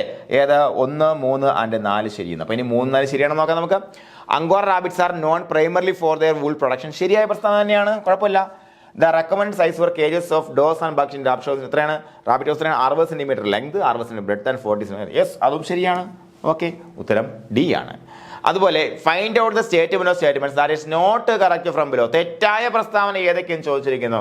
തെറ്റ് ചോദിച്ചതുകൊണ്ട് തന്നെ നമ്മൾ തെറ്റ് ഏതൊക്കെയെന്ന് കണ്ടുപിടിക്കാൻ പോകുന്നുണ്ട് തന്നെ മാറിപ്പോകാതിരിക്കാൻ വേണ്ടി നോട്ടിൽ നമ്മൾ റൗണ്ട് അടിച്ചു. ഇനി നോക്കാം. Rabbits may eat their fur if there is a deficiency of fibre, protein or minerals in their diet. അത് ശരിയായ പ്രസ്താവനയല്ലേ? ആണ്. അപ്പോൾ ഈ ഒന്ന് ശരിയാണെന്ന് നമുക്ക് മനസ്സിലായി. തെറ്റ് ഏതൊക്കെയെന്നല്ലേ ചോദിച്ചിരിക്കുന്നത്? അതെ. അപ്പോൾ ഏതെങ്കിലും ഓപ്ഷനിൽ ഈ ഒന്ന് തെറ്റെന്ന് പറഞ്ഞാൽ ആ ഓപ്ഷന്റെ മണ്ട നമ്മൾ അടിച്ചു പൊട്ടിക്കണം. അപ്പോൾ ഇതിൽ പറഞ്ഞിരിക്കുന്നു 1ഉം 4ഉം തെറ്റെന്ന് പറഞ്ഞിരിക്കുന്നു. അതുകൊണ്ട് അതിന്റെ മണ്ടയ്ക്ക് നമ്മൾ അടിച്ചു. ബാക്കി ഒന്നിനെ കുറിച്ച് മെൻഷൻ ചെയ്തിട്ടില്ല. ഇനി നോക്കാം. During lactation does should receive restricted amounts of feed to control their weight. Lactation സമയത്ത് റെസ്ട്രിക്ട് ചെയ്യണമെന്ന് പറഞ്ഞിരിക്കുന്നു ഫീഡ് വെയിറ്റ് കൺട്രോൾ ചെയ്യാൻ വേണ്ടി. ഇതെന്താ പറയുക? റാബിറ്റ് ലോകസുന്ദരി മത്സരത്തിന് പോകണം അല്ലേ? വെയിറ്റ് കൺട്രോൾ ചെയ്യാനായിട്ട്. തെറ്റായ പ്രസ്താവന തന്നെയാണല്ലേ അത്? യെസ്. അപ്പോൾ എന്താണ്? 2 തെറ്റാണെന്ന് ഡിയിലും എയിലും പറഞ്ഞിരിക്കുന്നു. സിയിൽ 2 തെറ്റാണെന്ന് പറഞ്ഞിട്ടേ ഇല്ല. അത് തെറ്റാണെന്ന് നമുക്ക് നല്ല ബോധ്യമുള്ളത് കൊണ്ട് തന്നെ സിയിൽ അതിനെക്കുറിച്ച് മെൻഷൻ ചെയ്യാത്തത് കൊണ്ടും അതൊരിക്കലും വരില്ല ഉത്തരമായിട്ടും. ഇനി Angora rabbits are primarily raised for their meat എന്ന് പറഞ്ഞാൽ അതും തെറ്റായ പ്രസ്താവന. അങ്കോറ എന്തിനാണ്? ഫറിന് വേണ്ടി അല്ലേ? വൂളിന് വേണ്ടി വളർത്തുന്നത്, വൂളിന് വേണ്ടി. അപ്പോൾ 3 തെറ്റാണെന്ന് നമുക്കറിയാം. ഇതിലും 3 തെറ്റെന്ന് പറയുന്നു. ഇതിൽ 3നെ കുറിച്ച് മെൻഷൻ ചെയ്യുന്നേ ഇല്ല. അപ്പോൾ ഇത് വരത്തില്ല, വെട്ടിക്കളഞ്ഞു. റാബിറ്റ്സ് ആർ ഇപ്പോൾ ഇത്രയേ ഉള്ളൂ. നമുക്ക് ഉത്തരം കിട്ടി. ആയിരിക്കും ഉത്തരം. ഒരേലെ ഉത്തരം. ഇനി നോക്കാം. ഇനി അങ്ങനെയാണെന്നുണ്ടെങ്കിൽ എന്തായിരിക്കണം? ഈ 4 തെറ്റാണെന്ന് ഇതിൽ പറഞ്ഞിട്ടില്ലല്ലോ. 4 എന്തായാലും തെറ്റാണ്. Rabbits are primarily monogastric herbivorous animals. അത് ശരിയായ പ്രസ്താവനയാണ് അല്ലേ, ഓഫ് കോഴ്സ്. ഇനി നോക്കാം, what is the key benefit of kutcha floor in rabbit sheds? Rabbit ഷെഡിൽ കുച്ചാ ഫ്ലോറിന്റെ അഡ്വാൻറ്റേജ് എന്താണ്? Absorb urine and water reducing ammonia odour അല്ലേ, അമോണിയ ഓർഡർ തടയുന്നു. അതുപോലെ rabbit meat is classified as എന്താണ്? ഓൾ വൈറ്റ് മീറ്റ് ആയിട്ട് പറയപ്പെടുന്നു. ബി ആണ് ഉത്തരം. അതുപോലെ ന്യൂസിലാൻഡ് വൈറ്റ് പ്രൈമർലി എന്തിനാണ്? എന്താണ്? മീറ്റ് പ്രൊഡക്ഷൻ അല്ലേ, ആദ്യം എന്താണ്? മീറ്റ് പ്രൊഡക്ഷന് വേണ്ടി ഉപയോഗിക്കുന്നത്. അതുപോലെ റാബിറ്റ് ഈസ് ദ ഓൺലി ഫാമിൽ ദാറ്റ് ക്യാൻ പ്രൊഡ്യൂസ് എത്ര? 10 to 15 times its weight annually അല്ലേ. യെസ്, ബി ആണ് അതിന്റെ ഉത്തരം. അതുപോലെ മാച്ച് ദ ഫോളോയിങ് നോക്കാം. എന്തൊക്കെയാണ്? Doe, buck, kit, weaner. നോക്കാം. ഡോ എന്ന് പറയുമ്പോഴത്തേക്ക് എന്താണ് വരുന്നത്? എന്താണ്? A mature female rabbit used for breeding അല്ലേ. യെസ്, ഇങ്ങോട്ട് മാർക്ക് ചെയ്തു. ബക്ക് എന്ന് പറയുമ്പോൾ എന്താണ്? യങ് റാബിറ്റ് ആണോ? അല്ല, a mature rabbit used for breeding അല്ലേ, മെച്ചർ മെയിൽ റാബിറ്റ് മാർക്ക് ചെയ്തു. കിറ്റ് എന്ന് പറയുമ്പോൾ എന്താണ്? കണ്ണുറക്കാത്തത്. വീനർ എന്താണ്? അപ്പോൾ 1, 3. 1, 3 വരുന്ന ഒറ്റ പ്രസ്താവന ഒരെണ്ണമല്ലേ. യെസ്, അപ്പോൾ 2, 4 ആണോ? 2, 4 ആണ്, കറക്റ്റ് ആണ്. അപ്പോൾ എ ആയിരിക്കും ഉത്തരം. അടുത്ത് നോക്കാം, A column B column. Litre എന്ന് പറയുമ്പോഴത്തേക്ക് എന്താണ്? ഒരു കിൻഡിലിങ്ങിൽ വന്ന അല്ലേ, ഒരു കിൻഡിലിംഗ് ഉള്ള എത്ര കുട്ടികളുണ്ടെന്നുള്ളത്. ബണ്ണി എന്ന് പറയുമ്പോൾ എന്താണ്? 20 ആഴ്ച പ്രായം. റോസ്റ്റർ എന്ന് എന്താണ്? റോസ്റ്റർ കൾഡ് റാബിറ്റ്സ് തന്നെയാണ് അല്ലേ. ഫയർ ഇത്. അപ്പോൾ നോക്കാം, 1, 4 ഏതുണ്ട്? 1, 4 1 ഉള്ളൂ, എ ആണ് ഉത്തരം. അതുപോലെ അടുത്ത ദിവസം നോക്കാം, ഫ്രയർ, റോസ്റ്റർ, പെൽറ്റ്, വീണർ. ഫ്രയർ എന്ന് പറയുമ്പോൾ എന്താണ്? മാർക്കറ്റ് വെയിറ്റ് ആയതിനെ നേരെ കൊണ്ടുപോയി പൊരിക്കാം. പെൽറ്റ് എന്ന് പറയുന്നതാണ്? Skin with wool intact. അപ്പോൾ 1, 4 എത്ര ഉണ്ട്? അത് 1 ഉള്ളൂ, എ ആണ് ഉത്തരം അല്ലേ. യെസ്. അപ്പോൾ അതുപോലെ find the statement true about rabbit terminology. Rabbit terminology ബന്ധത്തിൽ ശരിയായ പ്രസ്താവന. Doe is a mature female rabbit used for breeding. ശരിയായ പ്രസ്താവന അല്ലേ അത്? ഒന്നുള്ളതെല്ലാം എടുക്കണ്ടേ. ഈ സീൽ ഒന്നിനെ കുറിച്ച് പറയുന്നില്ല, അതുകൊണ്ട് അത് വെട്ടിക്കളഞ്ഞു. Buck is a mature male rabbit used for breeding, അതും ശരിയാണ്. അപ്പോൾ രണ്ടുള്ളതെല്ലാം എടുക്കണ്ടേ. ബാക്കി ഇതിൽ രണ്ടിനെ കുറിച്ച് പറയുന്നില്ല, അതുകൊണ്ട് വെട്ടിക്കളഞ്ഞു. ഇതിലെല്ലാം ബാക്കി എല്ലാത്തിലെല്ലാം എന്തുണ്ട്? ഇത് പറയുന്നുണ്ടല്ലേ. ഓക്കെ. അപ്പോൾ kit refers rabbit age about 20 weeks. തെറ്റായ പ്രസ്താവനയാണ്. ഇത് തെറ്റാണ്. ശരിയാണെന്ന് പറഞ്ഞാൽ നമുക്ക് അവനെ മണ്ടയ്ക്ക് അടിക്കണ്ടേ, ശരിയല്ലേ യോജിക്കുന്നത്? അതിനെക്കുറിച്ച് പറയുന്നില്ല. A fryer refers rabbit that are 10 to 20 weeks old ready for market. Fryer എന്ന് പറഞ്ഞാൽ 10 to 12 ആഴ്ചയാണ് റെഡി ഫോർ മാർക്കറ്റ് ആണ്. അത് ശരിയായ പ്രസ്താവനയാണ്. അപ്പോൾ ഏതാണ് 4 ശരിയാണ്. അപ്പോൾ 1, 2 ആൻഡ് 4 ശരി. ബി ആയിരിക്കും ഉത്തരമായിട്ട് വരുന്നത്. അടുത്ത് നോക്കാം, find out statement not true about rabbit terminology. തെറ്റായ പ്രസ്താവന ആയതുകൊണ്ട് മാറാതിരിക്കാൻ വേണ്ടി നമ്മൾ വട്ടം. A bunny refers to a young rabbit below 20 weeks of age. Bunny എന്ന് പറയുമ്പോഴത്തേക്കും 20 ആഴ്ച കാലം പ്രായത്തിന് താഴെയുള്ള യങ് റാബിറ്റിനാണ് ബണ്ണി എന്ന് പറയുന്നത്. നോട്ട് ട്രൂ അല്ലേ ചോദിച്ചിരിക്കുന്നത്. ശരിയാണെന്ന് നമുക്കറിയാം. അത് ശരിയാണെന്ന് അറിയാവുന്നുള്ളത് കൊണ്ട് തന്നെ ഇത് ശരിയാണെന്ന് ഏതെങ്കിലും അല്ലെങ്കിൽ തെറ്റല്ലേ ചോദിച്ചിരിക്കുന്നത്. ഈ പറഞ്ഞ പ്രസ്താവന തെറ്റാണെന്ന് ഏതെങ്കിലും ഓപ്ഷൻ പറഞ്ഞാൽ അതിനെല്ലാം വെട്ടിക്കളയും നമ്മൾ. അപ്പോൾ ഇതിനെയും വെട്ടാം. അതുപോലെ a roaster refers to 10 to 12 weeks. തെറ്റ് തന്നെയാണ്. റോസ്റ്റർ എന്ന് പറയുമ്പോൾ കൾഡ് റാബിറ്റ്സ് ആണ് അല്ലേ. അതിനെ കൊണ്ട് റോസ്റ്റ് ചെയ്യാൻ പറ്റത്തുള്ളൂ. അത് തെറ്റായത് കൊണ്ട് തന്നെ ഇത് തെറ്റാണെന്ന് പറയണ്ടേ. തെറ്റാണെന്ന് പറയണം അല്ലേ. എയിലും 2 തെറ്റാണെന്ന് പറഞ്ഞിരിക്കുന്നു. ഇനി ഡി അല്ലേ ഉള്ളത്. ഡിയിലും 2 തെറ്റാണെന്ന് പറഞ്ഞിരിക്കുന്നു. ഇനി വീണർ is a newly weaner rabbit. അത് ശരിയായ പ്രസ്താവനയാണ്. ഇത് ആരെങ്കിലും തെറ്റ് എന്ന് പറഞ്ഞാൽ അവൻ്റെ മണ്ടയ്ക്ക് നമ്മൾ അടിച്ചിരിക്കണം. ഡിയിൽ പറഞ്ഞിരിക്കുന്നു 2, 3 തെറ്റെന്ന് പറഞ്ഞിരിക്കുന്നു. യെസ്, മണ്ടയ്ക്ക് അടിച്ചു. ഓപ്ഷൻ എ ആയിരിക്കും ഉത്തരം. A pelt is A young rabbit with his eyes opened എന്ന് പറഞ്ഞാൽ അത് തെറ്റാണല്ലേ. അപ്പോൾ 2ഉം 4ഉമാണ് തെറ്റായ പ്രസ്താവനകൾ. യെസ്, കിട്ടി. ഉത്തരം എ ആണ്. അടുത്ത ക്വസ്റ്റ്യൻ നോക്കാം, find out the statement that are not true about rabbit terms. നോക്കാം, a bunny is a mature female rabbit used for breeding. തെറ്റ്. അത് ബ്രീഡിങ്ങിന് ഉപയോഗിക്കുന്നതല്ല അല്ലേ. നോട്ട് ട്രൂ അല്ലേ ചോദിച്ചത്. തെറ്റിപ്പോകാതിരിക്കാൻ വേണ്ടി നമ്മൾ വട്ടമിട്ട് വെച്ചു. ഇത് ഒന്നാമത് തെറ്റാണെന്ന് മനസ്സിലായി. അപ്പോൾ താഴെ പറയുന്ന പ്രസ്താവനകളിലെല്ലാം 1 തെറ്റാണെന്ന് പറയുന്നത് മാത്രം എടുത്താൽ പോരെ. ദൗർഭാഗ്യവശാൽ എല്ലാത്തിലും പറഞ്ഞിരിക്കുന്നത് 1 തെറ്റാണെന്ന് എല്ലാത്തിലും പറഞ്ഞിരിക്കുന്നു. അതുകൊണ്ട് അത് നമ്മൾ അറിഞ്ഞത് കൊണ്ട് പ്രത്യേകിച്ച് പ്രയോജനമൊന്നും ഇല്ല. A weaner is a newly weaner rabbit. നമുക്കറിയാം. അപ്പോൾ 2 ശരിയല്ലേ. 2 തെറ്റാണെന്ന് ഏതെങ്കിലും ഓപ്ഷൻ പറഞ്ഞാൽ അവൻ്റെ മണ്ടയ്ക്ക് അടിക്കണം. ബിയുടെ മണ്ടയ്ക്ക് നമ്മൾ അടിച്ചു, ഡിയുടെ മണ്ടയ്ക്ക് അടിച്ചു. കാര്യം എന്താ? അതിൽ 2 തെറ്റാണെന്ന് പറഞ്ഞിരിക്കുന്നു. തെറ്റ് ചോദിച്ചിരിക്കുന്നത് അവിടെ. A fryer refers to 10 to 12 weeks old rabbit ready for market. Fryer എന്ന് പറഞ്ഞാൽ ശരിയാണ് അല്ലേ. 10 to 12 മാസ കാലയളവിൽ അല്ലേ. എന്താണ് 10 to 12 മാസ കാലയളവിലെ സാധനമാണ് ഫ്രയർ എന്ന് പറയുന്നത്. മാസമല്ല, ആഴ്ച. നമുക്ക് റെഡി ഫോർ മാർക്കറ്റ്. അത് ശരിയാണ്. അത് തെറ്റെന്ന് പറഞ്ഞാൽ അവൻ്റെ മണ്ടയ്ക്ക് അടിക്കണം. അത് ശരിയായത് കൊണ്ട് തന്നെ നമുക്ക് 3 അതിൽ പറയുന്നില്ല. Roaster refers to colour rabbits. അതും ശരിയാണ്. അപ്പോൾ ഇതും കളയാം. ഉത്തരം എ ആയിരിക്കും അല്ലേ, ഓൺലി ആയിരിക്കും. അതുപോലെ find out the statement that are not true about rabbit feeding. Rabbit ഫീഡിങ്ങുമായി ബന്ധപ്പെട്ട് തെറ്റായ പ്രസ്താവന ഏതൊക്കെയെന്ന് ചോദിച്ചിരിക്കുന്നു. നമുക്ക് നോക്കാം. Rabbits are monogastric herbivorous animals അല്ലേ. റാബിറ്റ്സ് എന്താണ്? മോണോഗാസ്ട്രിക് ആണ്. They are herbivorous animals. അത് ശരിയാണ്. തെറ്റല്ലേ ചോദിച്ചത്. അപ്പൊ ഈ ഒന്ന് തെറ്റാണെന്ന് പറഞ്ഞാൽ അവന്റെയൊക്കെ മണ്ടയ്ക്ക് നമ്മൾ അടിച്ചു കൊല്ലണ്ടേ? യെസ്. എയിൽ പറഞ്ഞിരിക്കുന്നു 1ഉം 3ഉം തെറ്റാണെന്ന്. സിയിൽ പറഞ്ഞ് 1ഉം 2ഉം 4ഉം തെറ്റാണെന്ന് പറഞ്ഞു. അപ്പൊ 2ഉം കളയാം. ഇനി ഈ ബി ആണോ ഡി ആണോ എന്ന് മാത്രമേ നമുക്ക് സംശയമുള്ളൂ. നോക്കാം. Rabbit feed should have 12 to 18% crude protein. ശരിയാണ് അല്ലെ. ക്രൂഡ് പ്രോട്ടീൻ ഉണ്ടായിരിക്കണം. 12 to 18% ഉണ്ടായിരിക്കണം. അത് ശരിയാണ്. അതും തെറ്റാണെന്ന് പറഞ്ഞാൽ വെട്ടണ്ടേ? നമ്മൾ വെട്ടണം. ദൗർഭാഗ്യവശാൽ ബിയിലും ഡിയിലും 2 തെറ്റാണെന്ന് പറഞ്ഞിട്ടേ ഇല്ല അല്ലെ. അത് ശരിയാണ്, നമുക്കറിയാം. Pelleted feed can increase respiratory issues. തെറ്റാണെന്നല്ലേ. അത് തെറ്റാണ്, നമുക്കറിയാം. 3 തെറ്റാണെന്ന് 2ലും പറഞ്ഞിരിക്കുന്നു. അതുകൊണ്ട് പ്രത്യേകിച്ച് ഗുണമൊന്നുമില്ല. Rabbits require 10 ml per 100 gram body weight of water per day. അത് ശരിയായ പ്രസ്താവനയാണ്. അപ്പോൾ എന്താണ്? ഡി നമുക്ക് കളയാം. കാരണം എന്താണ്? ഡിയിൽ പറഞ്ഞിരിക്കും 3ഉം 4ഉം തെറ്റെന്ന്. അപ്പോൾ ഏതായിരിക്കും ഉത്തരം? ബി 3 ഓൺലി ആയിരിക്കും. അപ്പോൾ അടുത്ത ക്വസ്റ്റ്യൻ നോക്കാം. Find out statements are not true about nest boxes. Nest ബോക്സുമായി ബന്ധപ്പെട്ട് തെറ്റായ പ്രസ്താവന ഏതൊക്കെയാണ് ചോദിച്ചിരിക്കുന്നു. Nest box are required for lactating does എന്ന് പറഞ്ഞിരിക്കുന്നു. ശരിയാണോ? അത് തെറ്റല്ലേ? തെറ്റാണ്. കാര്യം എന്താ? നെസ്റ്റ് ബോക്സ് പ്രഗ്നന്റ് ഡോസിന് വേണ്ടി, ലാക്ടേറ്റിംഗ് ഡോസ് നെസ്റ്റ് ബോക്സ് വേണമെന്നില്ല അല്ലേ. ഓക്കെ, അപ്പോൾ അത് തെറ്റാണ്. അപ്പോൾ ഇതിൽ പറഞ്ഞിരിക്കുന്നു എയിൽ പറഞ്ഞ 1ഉം 2 തെറ്റ്, 1 ഓൺലി. ഇതിൽ 2ലും 1 മെൻഷൻ ചെയ്യുന്നുണ്ട്. നമുക്ക് ഇത് 2 സെലക്ട് ചെയ്യാം, ഇത് കളയാം. നൺ ഓഫ് ദ എബോവ് തെറ്റെന്ന് പറഞ്ഞിട്ടുണ്ട്. ഇത് ഒന്നും തെറ്റല്ല എന്നിവിടെ നൺ ഓഫ് ദ എബോവ് പറഞ്ഞിട്ടുണ്ട്. നമ്മൾ അത് കളയാം. ഇത് നോക്കാം. They are usually made of wood with sieve with wire bottoms. അത് ശരിയായ പ്രസ്താവനയല്ലേ മക്കളെ? ശരിയാണ്. അപ്പോൾ 2 തെറ്റെന്ന് പറഞ്ഞാൽ അവനെ മണ്ടയ്ക്ക് അടിക്കണ്ടേ? ഇതിന്റെ മണ്ടയ്ക്ക് അടിച്ചു, ഇതിന്റെ മണ്ടയ്ക്ക് അടിച്ചു. ഈ 2 പ്രസ്താവന ഏതെന്ന് പോലും അറിയാതെ 1 മാത്രമാണ് തെറ്റ് എന്ന് നമുക്ക് മനസ്സിലാക്കാൻ പറ്റി അല്ലേ, എലിമിനേഷൻ ടെക്നിക്കിലൂടെ. നോക്കാം. The size of is around 50 centimetre. എന്നിന്റെ നമ്മുടെ നെസ്റ്റ് ബോക്സിന്റെ സൈസ് കറക്റ്റ്. ഇത് കറക്റ്റ് ആണ്, ശരിയായ പ്രസ്താവന. അപ്പോൾ എടുക്കണമല്ലോ. അതുപോലെ nest box should be lined with hay or coir fibre. അതും ശരിയായ പ്രസ്താവനയാണ്, കുഴപ്പമില്ല. അടുത്ത് നോക്കാം. Find out the statements that are true about the housing system of rabbit. Kutcha floor helps absorb urine and reduce ammonia odour. ശരിയാണ്. ശരിയല്ല ചോദിച്ചിരിക്കുന്നത്? 1 ശരിയാണെന്ന് നമുക്കറിയാം. അപ്പോൾ ഇതിൽ 1 ശരിയാണെന്ന് പറഞ്ഞിരിക്കുന്നു, ഇതിൽ 1 ശരിയാണെന്ന് പറഞ്ഞു. ഇതിലൊന്നും 1നെ കുറിച്ച് മെൻഷൻ ചെയ്തിട്ടില്ല. ബിയിലും മെൻഷൻ ചെയ്തിട്ടില്ല, ഡിയിലും മെൻഷൻ ആയിട്ട് കളഞ്ഞു. അടുത്തത് rabbits thrive ideal between 2 to 30 degree centigrade എന്ന് പറഞ്ഞിരിക്കുന്നു. റാബിറ്റ് ത്രൈവ് ഈ ഒരു ടെമ്പറേച്ചറിന് ഇടയ്ക്ക് ത്രൈവ് ചെയ്യുമെന്ന് പറയാം. അത് ശരിയാണ്. അപ്പോൾ ഇതിലും 2 ഉണ്ട്, ഇതിലും 2 ഒന്നും കളയല്ല. ഐഡിയൽ ഇൻഡോർ ഹ്യൂമിഡിറ്റി ഈസ് എത്രയാണ്? 75% at 16 ഡിഗ്രി. അതും ശരിയാണ്. 3 ഉള്ളതെല്ലാം എടുക്കണം. ഇതിൽ 3 പറയുന്നില്ല അല്ലേ, അത് കളഞ്ഞു. അപ്പോൾ ഇതിലായിരിക്കും എ ആയിരിക്കും ഉത്തരം. Monkey roof is not suitable for rabbit housing. തെറ്റാണ്. അപ്പോൾ കറക്റ്റായി എ ഉത്തരമായി അല്ലേ. അതുപോലെ അടുത്ത ദിവസം നോക്കാം. Find out the statement that are not true about the New Zealand white rabbit. New Zealand white റാബിറ്റുമായി ബന്ധപ്പെട്ട് തെറ്റായ പ്രസ്താവന ഏതൊക്കെയും ചോദിച്ചിരിക്കുന്നു. It is an albino animal with red eyes. അതൊരു ആൽബിനോ ആനിമലാണ്, റെഡ് ഐസ് ഉണ്ട്. അത് ശരിയായ പ്രസ്താവനയല്ലേ? തെറ്റല്ലേ ചോദിച്ചിരിക്കുന്നേ? മാറിപ്പോകാതെ വട്ടം നമ്മൾ വിട്ടോ. അപ്പോൾ അത് ശരിയായ പ്രസ്താവന. ഈ 1 തെറ്റെന്ന് പറഞ്ഞാൽ അവനെ മണ്ടയ്ക്ക് അടിക്കണ്ടേ? പതിക്ക് 1 തെറ്റെന്ന് അവൻ്റെ മണ്ടയ്ക്ക് നമ്മൾ അടിച്ചു. അത് ഇറ്റ് ഈസ് ഒറിജിനൽ USA. അത് ശരിയായ പ്രസ്താവനയല്ലേ? 2 തെറ്റെന്ന് പറഞ്ഞാൽ അവൻ്റെ മണ്ടയ്ക്ക് അടിക്കണ്ടേ? ബിയിൽ പറഞ്ഞു, അവൻ്റെ മണ്ടയ്ക്ക് അടിച്ചു. It weighs around 4.5 to 5 kilogram എന്ന് പറഞ്ഞു. അത് ശരിയായ പ്രസ്താവനല്ലേ? അതും തെറ്റെന്ന് പറഞ്ഞാൽ അവൻ്റെ മണ്ടയ്ക്ക് അടിക്കണ്ടേ? അടിച്ചു. അപ്പോൾ ഇനി 4 മാത്രമായിരിക്കും തെറ്റ്. അപ്പോൾ 4 തെറ്റാണെന്ന് നോക്കാം. It is primary reared for wool. Yes, 4 തെറ്റാണ്. അപ്പോൾ ഏതാണ്? ഡി ആണ് ഉത്തരം.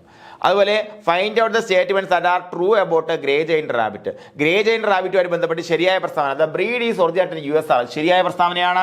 1 ഉള്ളത് മാത്രം എടുക്കണം. ബിയിൽ 1നെ കുറിച്ച് മെൻഷൻ ചെയ്യുന്നില്ല, കളഞ്ഞു. ഡി കളഞ്ഞു. ഇനി എയും സിയും മാത്രമേ ഉള്ളൂ. Adult wait is around 3 kilogram. തെറ്റായ പ്രസ്താവനയാണതല്ലേ?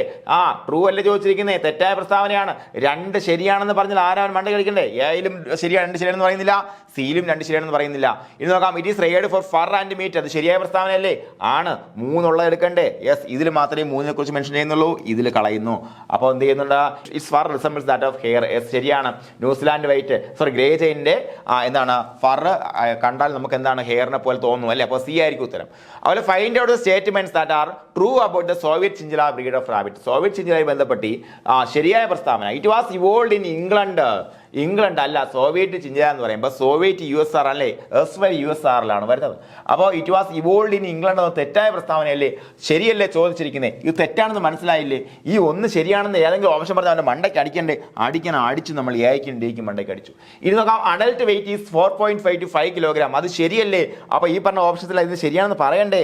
ബിയിൽ പറഞ്ഞിരിക്കുന്നു 2ഉം 3ഉം ശരിയെന്ന്, സി പറഞ്ഞിരിക്കുന്നത് 3ഉം 4ഉം ശരിയെന്ന്. അത് 2 ശരിയാണെന്ന് ഉറപ്പുള്ളത് കൊണ്ടും ഇതിനെക്കുറിച്ച് സിയിൽ 2 ശരിയാണെന്ന് പറയാത്തത് കൊണ്ടും നമ്മൾ അതിനെ വെട്ടിക്കളഞ്ഞു. ഇനി ഏതാ ഉത്തരം? 2 പ്രസ്താവന കണ്ടപ്പോൾ നമ്മൾ ഉത്തരത്തിലെത്തി. ഏതാണ്? ബി ആയിരിക്കും ഉത്തരം. ഇനി നമുക്ക് നോക്കാം, ഇത് 2 ശരിയാവണ്ടേ? ഏത്? ബി പറഞ്ഞിരിക്കുന്നു 2ഉം 3ഉം മാത്രമാണ് ശരിയെന്ന്. അതിന്റെ അർത്ഥം എന്താ? 2 ശരിയാവും വേണം, 3 ശരിയാവും വേണം, 4 തെറ്റാവും വേണം. നോക്കണ്ടേ, 3 ശരിയാണോ? The breed is reared for meat but its fur is also fancy. Yes, ശരിയാണ്. തെറ്റാണോ ഇത്? It is often mistaken as hare due to its fur resemblance. ഏതിനെ കുറിച്ചാണ് പറഞ്ഞിരിക്കുന്നത്? സോവിയറ്റ് ചിഞ്ചിലെ കുറിച്ചാണ് പറഞ്ഞിരിക്കുന്നത്. ഏതിനെയാണ്? ഗ്രേ ജെയിനെയാണ് നമ്മൾ ഹെയറുമായിട്ട് ബന്ധപ്പെടുത്തി മിസ്റ്റേക്ക് ചെയ്യപ്പെടുന്നില്ല. അപ്പൊ തെറ്റായ പ്രസ്താവന തന്നെയല്ലേ? ഉത്തരം ശരിയായില്ലേ? ബി ആയി അല്ലേ? അപ്പൊ ഇങ്ങനത്തെ ചോദ്യങ്ങൾ വന്നു കഴിഞ്ഞാൽ സഹകാരിയുടെ പിള്ളേരെന്ത് ചെയ്യും? തകർക്കും. എനിക്കറിയാം. 100ൽ 100 ചോദ്യവും പ്രസ്താവന ചോദ്യം ചോദിച്ചാലും നിങ്ങളുടെ ഈ ക്ലാസ്സുകൾ മുഴുവൻ കഴിയുമ്പോഴത്തേക്കും, ഈ പറഞ്ഞ സെഷൻസ് മുഴുവൻ കഴിയുമ്പോഴത്തേക്കും ഞാൻ പറയുന്നതിനേക്കാൾ എന്നെക്കാളും മിട്ടുമിട്ടുക്കന്മാരായിട്ട് സഹകാരിയുടെ ചുണക്കുട്ടികൾ മാറുന്ന യാതൊരു സംശയം വേണ്ട. നിങ്ങളെ ഇത് കഴിഞ്ഞിട്ടുള്ള ഒരു ട്രെയിനിങ് പീരീഡ് ഉണ്ട് കേട്ടോ. നിങ്ങൾക്ക് ഒരു 6 മാസം ട്രെയിനിങ് ഉണ്ട്. വളരെ മനോഹരമായിട്ടുള്ള ട്രെയിനിങ് പീരീഡ് ആയിരിക്കും. കാര്യം എന്താ? നമുക്ക് വിത്ത് സാലറി അല്ലേ, ഏകദേശം 10-30,000 മുകളിൽ സാലറിയോട് കൂടി തന്നെ നിങ്ങൾക്കൊരു കോളേജ് ലൈഫിൽ പോകുന്ന പോലെ, ഹോസ്റ്റൽ ലൈഫിൽ പോകുന്ന പോലെ ബാഗൊക്കെ തൂക്കി രാവിലെ പോയി നടന്നു പഠിച്ചു പ്രാക്ടിക്കലൊക്കെ ചെയ്ത് കേരളമൊട്ടാകെ വരുന്ന നമ്മുടെ ഡിപ്പാർട്ട്മെന്റ് ഫാമുകളിലൊക്കെ കറങ്ങി തിരിച്ചു വരാനുള്ളൊരു സാഹചര്യമുണ്ട്. നിങ്ങളുടെ ലൈഫിൽ കിട്ടാൻ പോകുന്ന ഏറ്റവും സുന്ദരമായിട്ടുള്ള മുഹൂർത്തങ്ങളായിരിക്കും നിങ്ങൾക്ക് ട്രെയിനിങ് കിട്ടാൻ പോകുന്നത്. കാരണം എന്താ? അതിന് വേണ്ടിയിട്ടുള്ള എല്ലാ കാര്യങ്ങളും പഠനം ഇവിടെ കഴിഞ്ഞിട്ടാണ് നിങ്ങൾ അങ്ങോട്ട് പോകുന്നത്. ഇതിനപ്പുറം നിങ്ങൾ അവിടെ ഒന്നും പഠിപ്പിക്കാനില്ല. സഹകാരുടെ പിള്ളേരെ ട്രെയിനിങ്ങിൽ നിന്നിട്ട് അനാട്ടമി പഠിപ്പിക്കുമ്പോഴത്തേക്കും, കാരണം അനാട്ടമി നമ്മുടെ പുസ്തകത്തിൽ ഇത്രയും ഡീറ്റെയിൽ പഠിക്കാനില്ല, പക്ഷെ നമ്മൾ പഠിപ്പിച്ചു കൊടുത്തുള്ളൂ. മനസ്സിലായോ? നമ്മളത് പഠിപ്പിച്ചു കൊടുത്തുള്ളൂ. അപ്പൊ എന്താ? പിള്ളേർ കൃത്യമായിട്ട് പറഞ്ഞു കൊടുക്കും ഉത്തരം സാറന്മാർക്ക്. അപ്പൊ നിങ്ങൾ പലരും ചോദിച്ചിട്ട് പറയുന്നുണ്ട്, അതാണ് നിങ്ങൾ എവിടെയാ പഠിച്ചത് ഇതൊക്കെ?